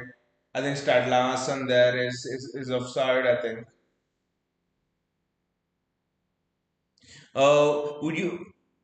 Would you take Trent Alexander-Arnold at City, possibly inverted right back or midfield? No, no inverted right back and all. Go up and down like we are doing. No inverted right back in that shit. Go up and down, and I would clearly take Trent at City. That's what we were discussing. Because unlike Liverpool, where Salah did not support him, at City, the winger will actually support him in tracking back and all of that stuff. So I think Trent will be much more defensively protected at City than he was at.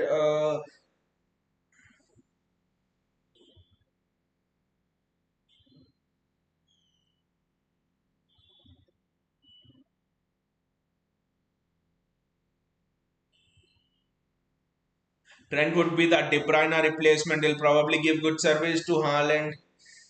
I mean, when De Bruyne was there, Trent and De Bruyne both were two of the best passers of the ball, crossers of the ball. So yes, he's the De Bruyne replacement, but almost from a winger sort of position. Then it's almost like we've got two De Bruynes, one in Ryan Cherki in the midfield, and the other in Trent Alexander-Arnold on the wing. Because Cherki must not be underrated as well. He's already got 8 assists this season in his debut campaign. If you hit double figures for assists, good ball from Gay. Good ball from Gay. He just couldn't find the target. He would suit a Pep system. Pep will, that's the greatness of Pep. He would fit Pep into that system. Donnarumma's made a right mess of it. This might be unfair opinion, but Trafford is better at dealing with corners than Donnarumma.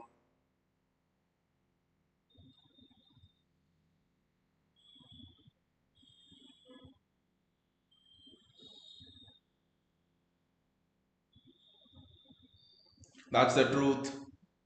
Do you think Marmoush leaves in the summer? Ain't no way Marmoush leaves in the summer, because if Marmoush leaves in the summer, then you would want another striker. I just don't think Marmoush leaves in the summer, to be honest.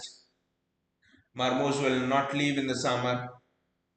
But then again, the question is, that's fantastic defending from Nico Riley.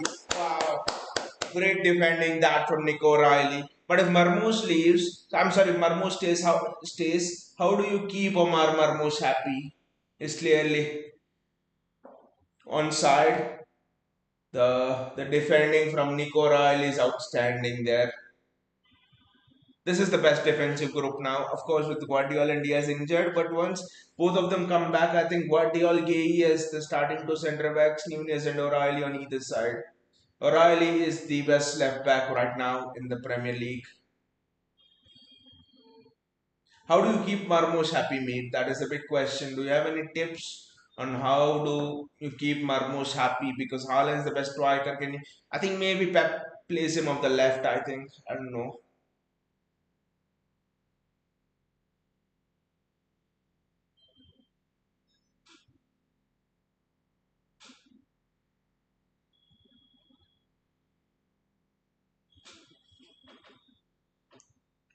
I want to see more of Aitnauri.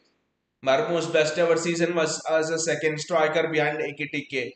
Why aren't we doing it with Haaland now? There are certain kind of differences in that Eintracht Frankfurt system he played, because the German football. I think first thing is German football inherently is more counter-attacking football. It's end to end. It's end to end. Whereas Premier League football is not that. Premier League football is not as much counter-attacking, especially when you're. That's a great tackle again.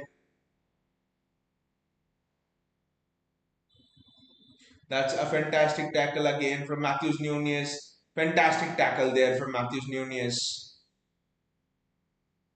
I don't know why the refs given a yellow card to him. That was a fantastic tackle from Nunez. So I think that the German brand of football is different. So you just cannot play a 4-4-2 here, for example, and keep Marmos in behind Haaland and then maybe expect him to do what he did at Frankfurt. No, he can't, because the dynamics here are different. I think the best position for Marmos here is start from the left hand side but start narrow. Let Nico Riley take all the width and then come into the box like in behind Haaland, cutting in from the left. I think that is what Marmos has to do, and I just think Doku Marmos good defending from Semenyo. So I think Marmos does have a place, but it's not straight striker in behind Haaland. Marmos, exactly. That's what we've been trying to say, Gautam. Marmos will be more lethal with Haaland. Exactly. Marmos. I mean, that Newcastle match, if you remember, I think when he did his debut, I think was it his debut last season when we bought him, he was outstanding. I think he got 1 or 2 goals as well when we defeated Newcastle 4-1 or something at our home last season. So Marmoush along with Haaland, it kind of reminds me of, there was that Steven Juvetic and Sergio Aguero. I'm sorry, not Steven Juvetic, Alvaro Negredo and Sergio Aguero partnership. For one season, it was brilliant. For half a season, it was brilliant. Then Negredo gets injured, and also I see that kind of a partnership forming between Haaland and Marmoush.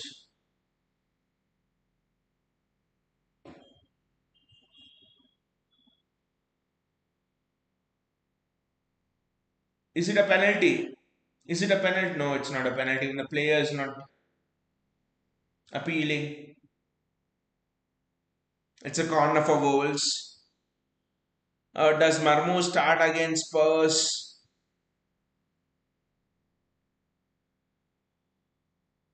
I guess he will. I guess he will maybe. Again, a lot of dynamics against. I think against Galatasaray, Jeremy Doku starts. Look at it, Jeremy Doku and Erling Haaland coming on as well. I think against Galatasaray, Jeremy Doku, Erling Haaland, and Phil Foden all three start. So if Jeremy Doku starts, where do you start Marmos? So that's the dynamic here. That's the dynamic here. Because Erling Haaland is coming on. Would you consider Wharton as a possible signing? No place mate in the midfield. You already have Rodri and Nico Gonzalez, and now we are getting Elliot Anderson. So no place for Adam Wharton in the midfield. Even if you start, where will you play him?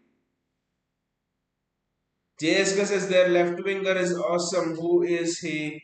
He's someone new, JSK. I don't know his name. Is someone new actually? Have to look at it. The left winger, yes, is where his dribbling is very very good.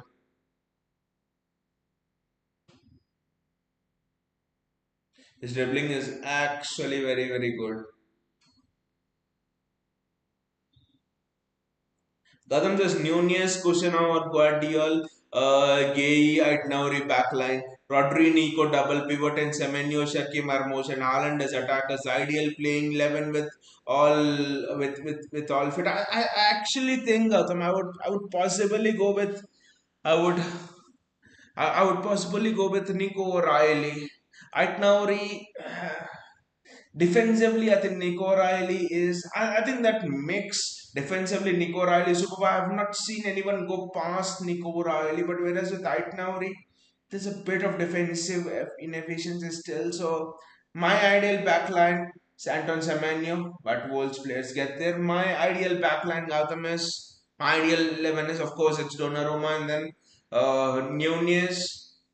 Guardiol, Gay, because Gay can play on either side. Nunez, Guardiol, Gay, O'Reilly. I'll have a pivot of Rodri and Nico Gonzalez, and then probably put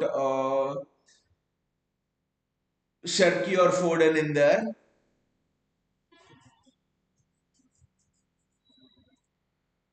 Sherky or Foden in there, and then Semenyo, exactly. Semenyo, Haaland, and Doku or Marmos. That the only difference is Nico Riley in place of Ryan Aitnauri. That's the only thing. But then again, a few arguments could be. I think Tejani Reinders is, for me, the ideal replacement of Ikai Gundogan. So, is there an ideal world where it could be Rodri, Tejani Reinders, and a Cam and Sharky or Foden? That gives you a much better attacking balance rather than going Nico Gonzalez and Rodri as a double pivot, which will, make you more defensive. I don't know. Aitnouri will probably play against Galatasaray. I don't think he does play against Galatasaray. I'm sorry, it's Nico Riley who's starting against Galatasaray. Phil Foden with so much space. That's a fantastic ball into Semenyo. Should have been a bit more into Semenyo there. I like Aitnouri. I could see Trafford staying in City beyond summer. Trafford is like we have seen against Newcastle. What a save against Newcastle Carabao Cup first semi-final against Visa that Trafford did. The only problem with Trafford is Donnarumma is only 26, so I don't know if Trafford can see a path forward into the team. If it was Ederson, Trafford had a path, but with Donnarumma coming in this season, I don't know if Trafford can see a path forward. Gautam says for Marmoush to play with Haaland, we need Ait Nauri. He cannot work with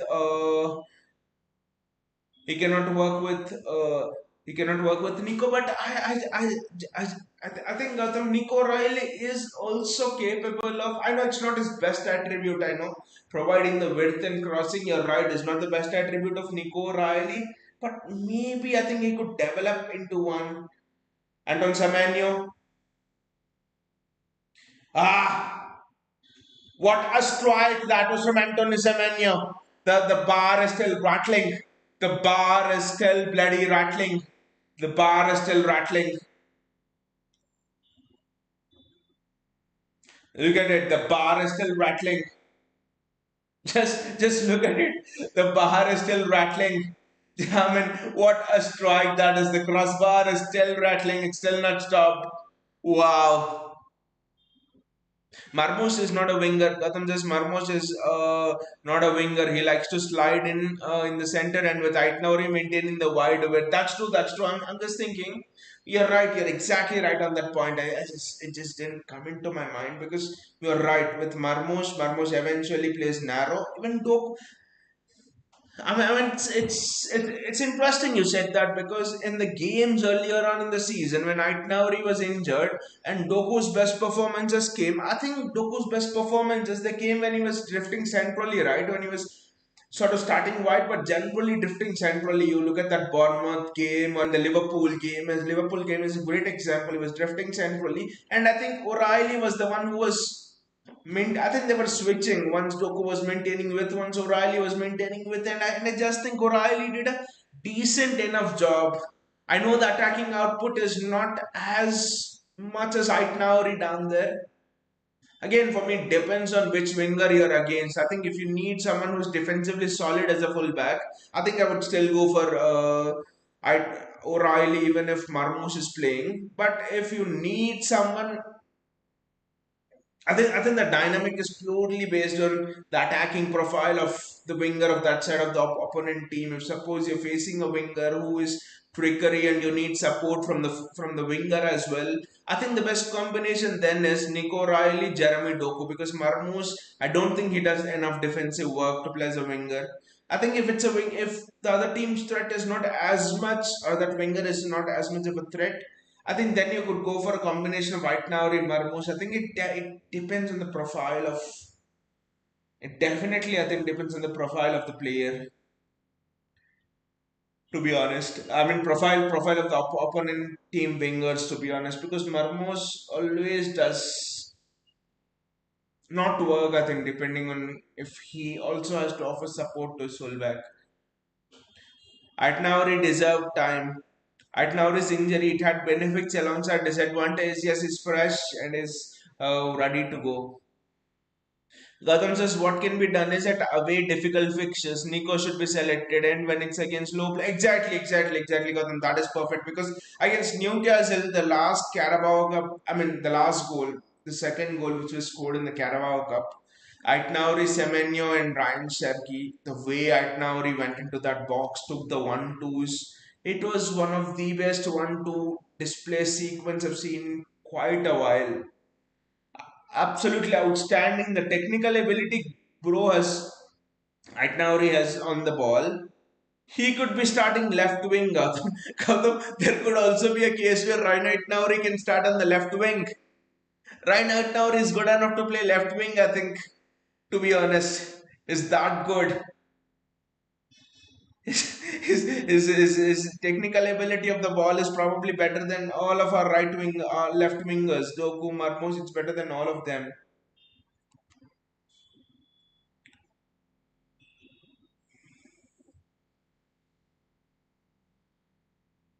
We need to keep a clean sheet today. We absolutely need to keep a clean sheet. Good punch from Donnarumma.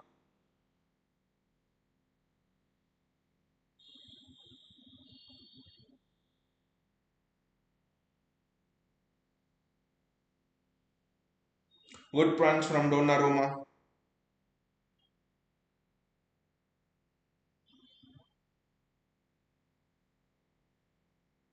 Interesting. Spurs is losing 2-1 to Burnley. Wow.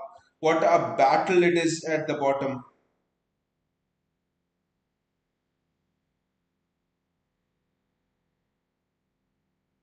Wow. Spurs is losing 2-1 to Burnley. Wow.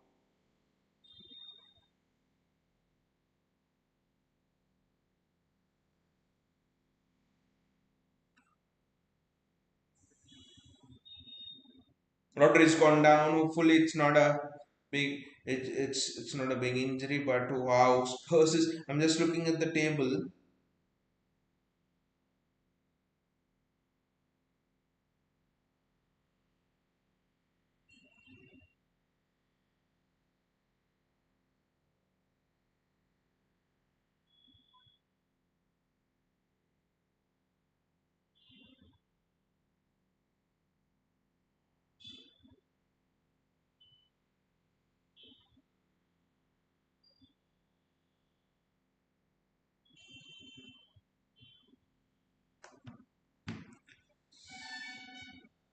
I mean the table at the bottom is very interesting.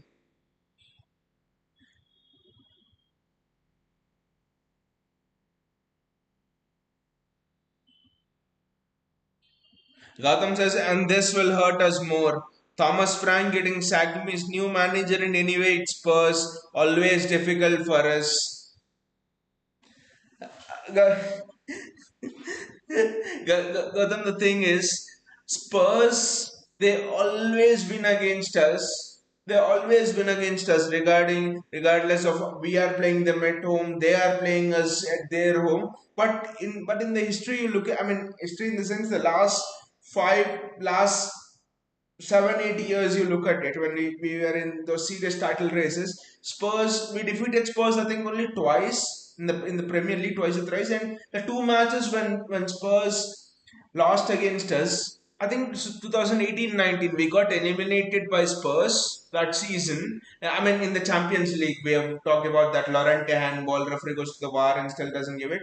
Yeah, and we had to face them again after 2 days in the Premier League, and we could not afford to lose because Liverpool were on the same points and we won 1-0 Foden header.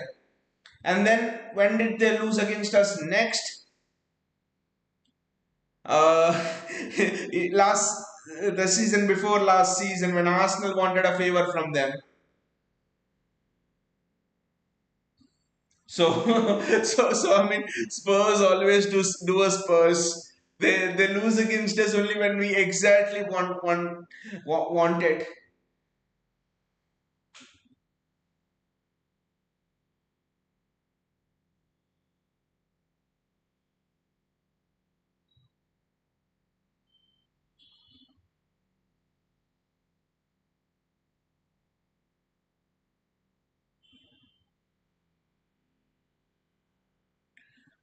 So with Spurs again, I mean, how much thrash they are. I mean, you look at it. They defeated us at the Etihad and went and lost to some stupid team, Burnley or some stupid team again. I'll just look at the bottom of the table and let's see. I mean, let's see how close the points are at the bottom table. Because with West Ham winning, with Burnley winning, it's interesting.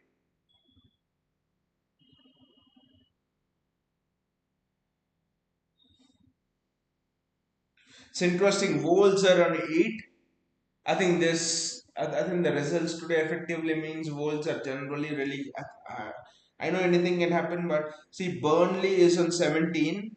If imagining the win, West Ham on 20, Forest 22. Yes, they have a game in hand. Leeds 25. My God, relegation could be a reality for Spurs if they don't improve the form. Guys, relegation could clearly be a reality. They lose two more matches. They lose two more matches. West Ham and Forest win the next two matches, and Spurs are on the verge of relegation.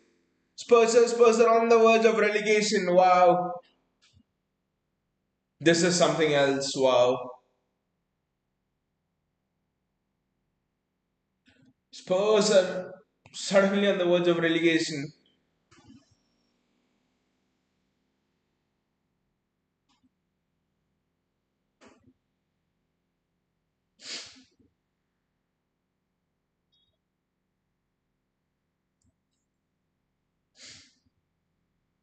The interesting thing is in the Premier League table, Spurs are on the verge of relegation, and in the Champions League they are fourth, which means that the fourth best team in Europe at least till now in the group stage. That's where they'll mostly end fourth or fifth. And Spurs went and defeated Dortmund. Wow, no crazy things are happening, but yeah.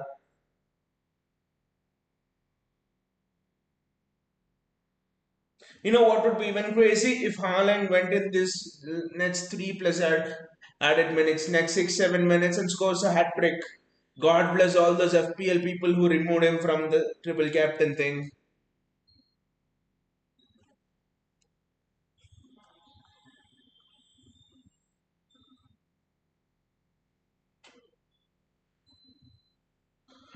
It's very interesting what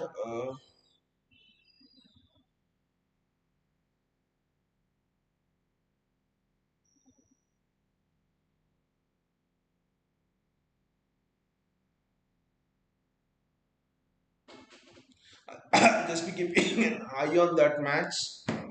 Let's see. What a big result this will be for Burnley.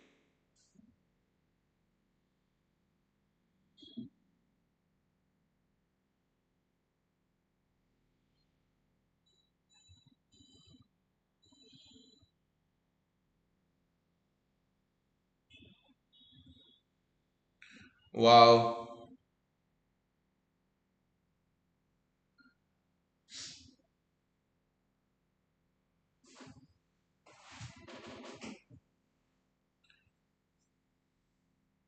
Wow.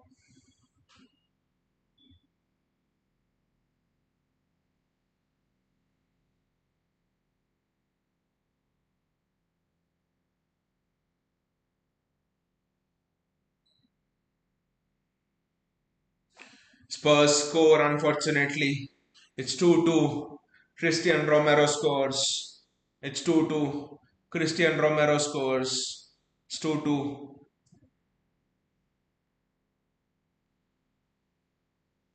Christian Romero scores. It's 2-2. And Harry Wilson scores as well for Fulham.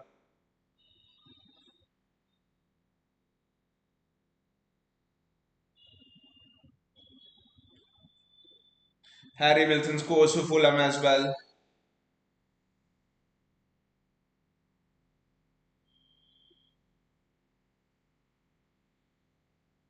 Wow, Christian Romero. I mean, what is the use of even buying forwards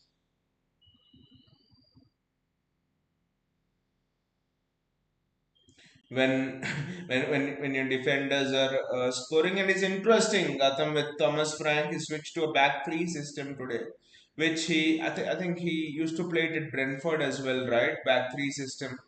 So that's interesting.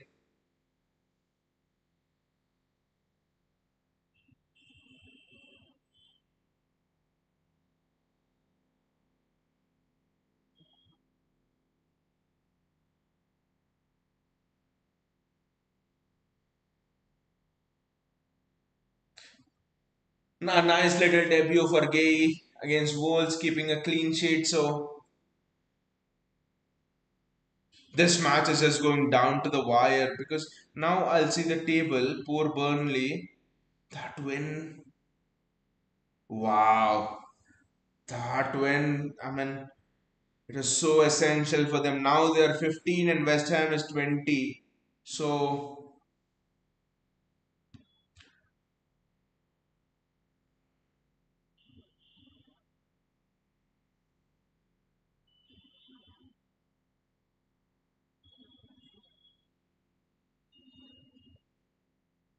that's good defending again from Margay.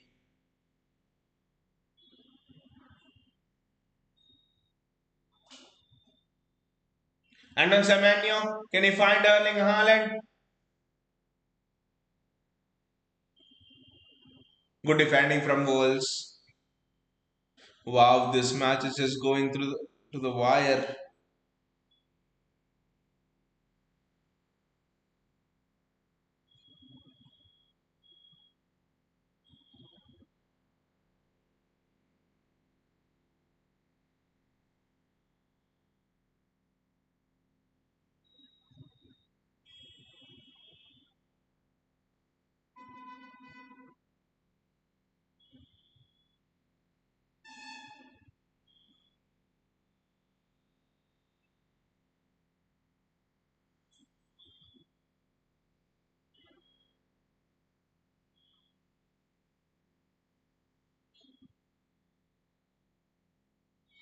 If we'll score one here, that would make it very awkward for us. Gate as well again. Good defending. Very good defending from Margay. Superb defending that is from Margay.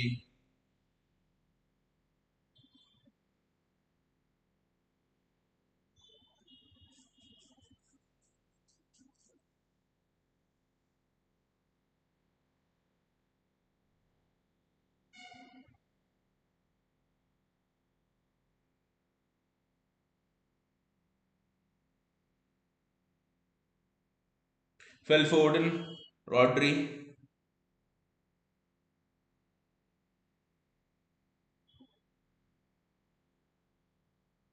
Good switch from Foden to Doku. Doku can now run at his man.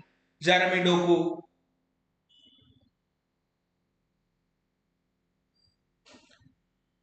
I think it's a goal kick.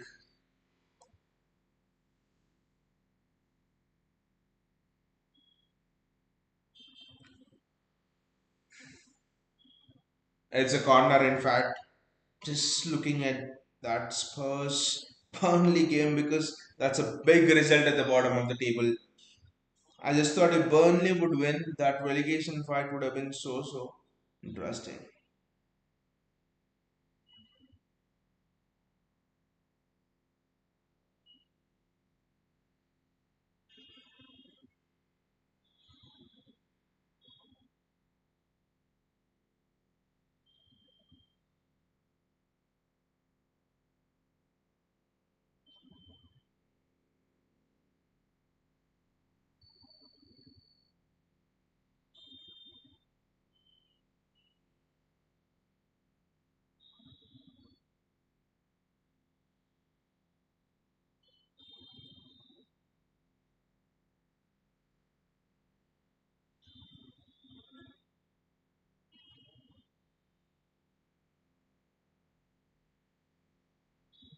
That's good defending there again from Nico Riley. Does absolutely brilliantly there. That is defending. That is superb. Just look at the hugs there at having prevent saved the clean sheet. Wow! Just look at the hugs. Just look at how Nico Riley just wow. Wow, that is outstanding defending, body on the line. Just look at how Nico Riley and Margay both had their body on the line. Look at how they're pumped. Look at that defensive spirit. Wow. Just look at the leadership of Margay over there as well. Wow. That is again great defending. That is fantastic defending there. That spirit of preserving the clean sheet is just outstanding.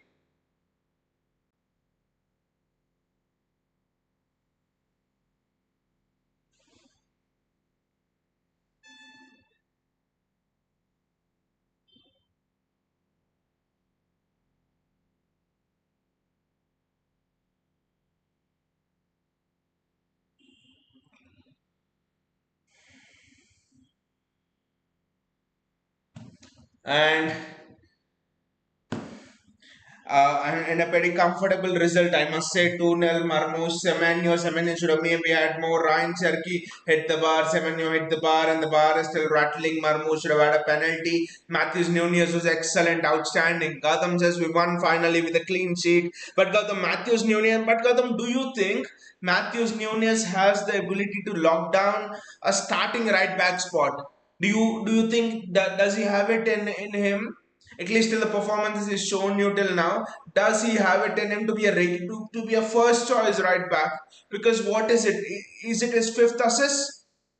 Is it his fifth assist? Right now he's at five assists in the Premier League already. What is the record number of assists for a defender in a Premier League? I think it's in the name of Trent, I think. But I think if Nunez can get into double digit number of assists this season, wow, what an attacking output he is giving us. I'll just look at that Spurs game. Let's see what's happening in that Spurs game for a moment, or is it finished? Yes, it's done anyway. So there's nothing to see there. So yeah. So I think does Nunez have it in him? That's a question mark, but it's very interesting to to answer that question. Because if Nunez can nail down the right back spot, you could bring someone like a Givari or Reed and develop him into sort of that role. So that would be interesting. But for me, I think what this game showed is there are certain people who are fixed. Semenyo on the right is nailed on. No other option as well. Semenyo on the right is nailed on. Haaland probably starts as a striker. The left hand side is interesting. Again, it's on Pep, Dopu or Marmoush. Middle Sharky or Foden. I mean, it's interesting with Foden because if you have seen it, Foden was replaced with Reinders. So does Pep see Foden more as a deep lying playmaker, where he sort of has a bit more time on the ball so that he can uh, so that he can set the tempo of the game. That is the first question. Does Pep see Foden as a deep lying playmaker? Because he substituted him with Reinders. So that's interesting. Gautam says the development is really good. If we can maintain the consistency, then yes, maybe. Gautam, the development is exceptional in the way that last season, I think against PSG, we were 2-0 up. If you remember, Nunez jumps into a challenge. He just jumps. And then Dembele or it was Bradley Bracola who just runs past and he crosses and they score a goal. This season, Nunez is staying on his feet more. This season, Nunez is not afraid to be non-committal till the last moment.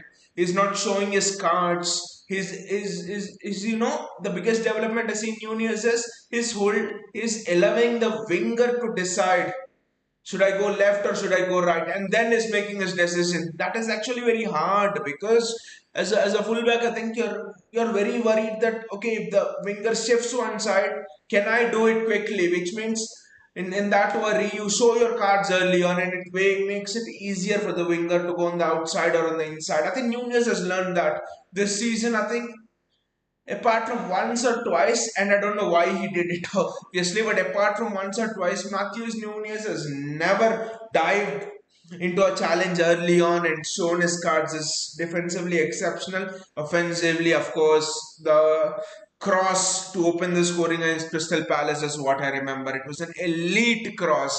It was absolutely an elite cross. So it's actually interesting with Matthews Nunes' development. I think the development of both our fullbacks has been very, very good. O'Reilly, I'm convinced he can play in a big game, in a big Champions League game. Yes. Nunes, Walker was like this. He was that short fuse, Walker early on in his first season, he used to jump into challenges a bit more early on, but with Walker, he has his pace, I know, but I think Nunez, honestly, the pace of Nunez is not Walker-esque, but he has good pace to burn. It seems 37 kmph was his top speed in training or something. So, so it's very, very good. So it's absolutely very, very good. I'm just satisfied. It's sort of a relief. Again, I say this season the target is can we get 90 points, win a domestic cup, and go to semi-finals in the Champions League? If we can achieve this, for me, this season is success. Next season, like Gautam pointed out, we get Elliot Anderson, we get another right back, and we're in the title race. I mean, we are in the race. We go on and fight for the title. But one thing I like about us is we're still giving it a fight. We're still. I know we have lost certain matches, but we're still giving it a fight. And Pepe's timed this run perfectly as well. Pepe's timed this run absolutely perfectly. Until December, we picked up in December, and in January, this is the time when we go on an unbeaten run. Those losses, that was the thing. That was not their City in driver's seat. Why this is a decent win, but nothing extraordinary against the last team in the table. Wolves still had chances. The organization for me, Bayaji, the organization looked much, much better. The organization looked much, much better. And also, Bayaji, I think now that we are not keeping as much possession, the play style has shifted a bit. And the reason why we bought keeper like Donnarumma in, I think we expect chances to be given away, and we expect Donnarumma to outperform as saves this thing. But the one thing that impressed me today is the finishes. We were lethal in finishing, and that's what we were throughout December. For example, in that Forest match, the chances we had, Forest had many chances they could not put away. We put away our chances. We were ruthless. That ruthlessness was missing against Brighton. We drew 1-1, and just look at the chances we had against Sunderland. The chances we had against Chelsea. The chances we had. United was the only team where we were dog shit. We did not have any chances, but Brighton, Sunderland, Chelsea, the chances we had, lack of ruthlessness. See, we didn't drop chances. We didn't drop points against Brighton. Leave the derby, but the matches before derby. We didn't drop points against Brighton, Chelsea, and Sunderland because our defense was not good. We dropped because our attackers were blunt. Our attackers was absolutely useless. Even though it was just a defensive line and Kusanov against Brighton, for example, our attack was absolutely dog shit. The ruthlessness is what separated us today. And I think going forward, you play Burnley, will concede chances. You play against Fulham, will concede chances. West Ham will concede chances. I think switching to this new style of play just means that we will concede chances no matter what. By this, as they need to get Semenyo more in the game. He was always a threat, and he should have scored 2 goals easily. And Omar Marmoush should have had a penalty there. Ryan Sharkey should have scored his goals as well. The defensive organization looked good. Rodri just seemed to be getting back a bit more in his rhythm. When Nico Gonzalez comes back, I think we'll be much more better. And Nunez was very good as always.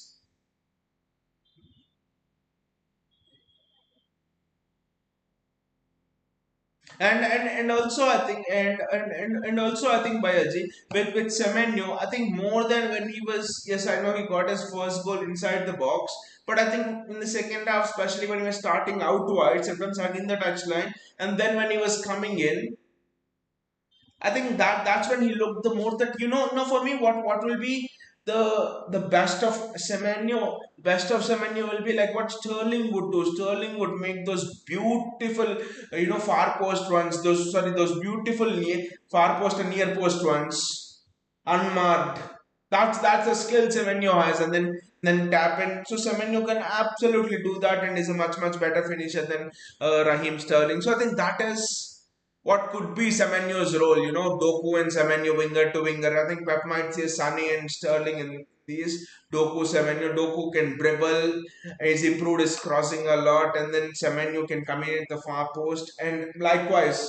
Doku can ghost in and Semenyo can do that.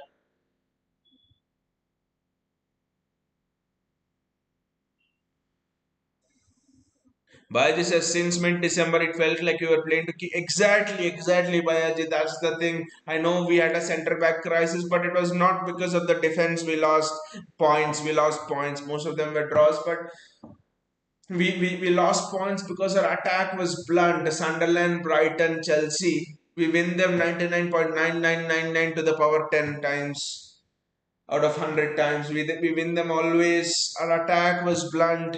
If we would have won the three of them, we would be 1 point behind Arsenal and the title race would be well on. So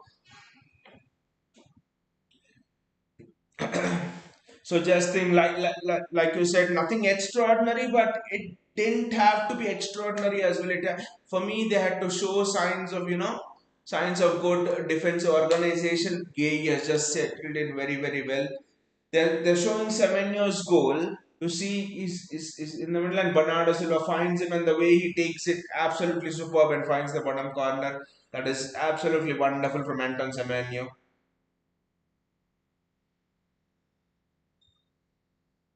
Yeah, the defensive organization was good, especially after the Bodo Glimt game. There were doubts. People were asking, can you even beat Wolves? Those are the doubts, but we have done well. The defensive organization straight away. No one seemed nervous in the back line. No one seemed nervous in the back line. So good performance, but Galatasaray will be the most interesting one. Galatasaray will be the one, and hopefully Manchester United can beat Arsenal tomorrow. And if they do, wow, this is a second chance which we all thought we might never have had, and which we would have. That would just be outstanding. Even a draw, even if United get a draw, It would be great. So anyway, guys, thank you for joining me. Thank you, Bayaji, Gautam. Thank you, JSK, and thank you, Kandanya, for joining me. It's after such a stupid 2 or 3 weekends where it was just brutal. Finally, a good weekend where we could relax and watch the Arsenal game, hoping the Rags get something out of it. See you all, guys, and